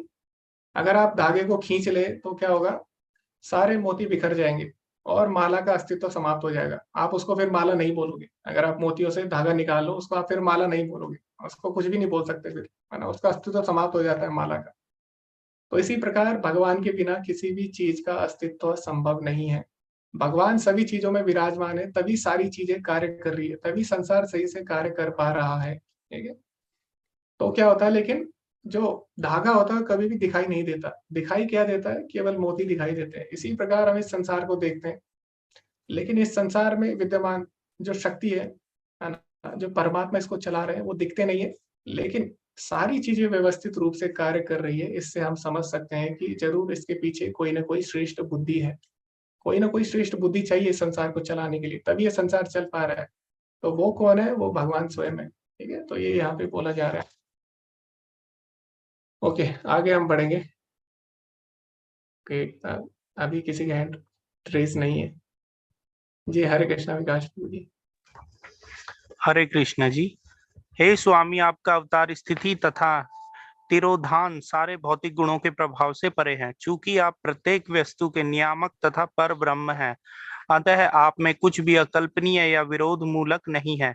जैसा आपने कहा है, प्रकृति आपकी अध्यक्षता में उसी तरह कार्य करती है जिस तरह कोई सरकारी अधिकारी मुख्य कार्यकारी के आदेशों पर काम करता है।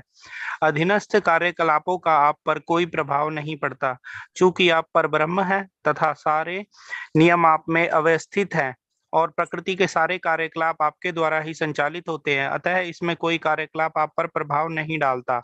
आप जी जी जी शुक्लम कहलाते हैं। जी जी जी जी धन्यवाद। हरे कृष्णा।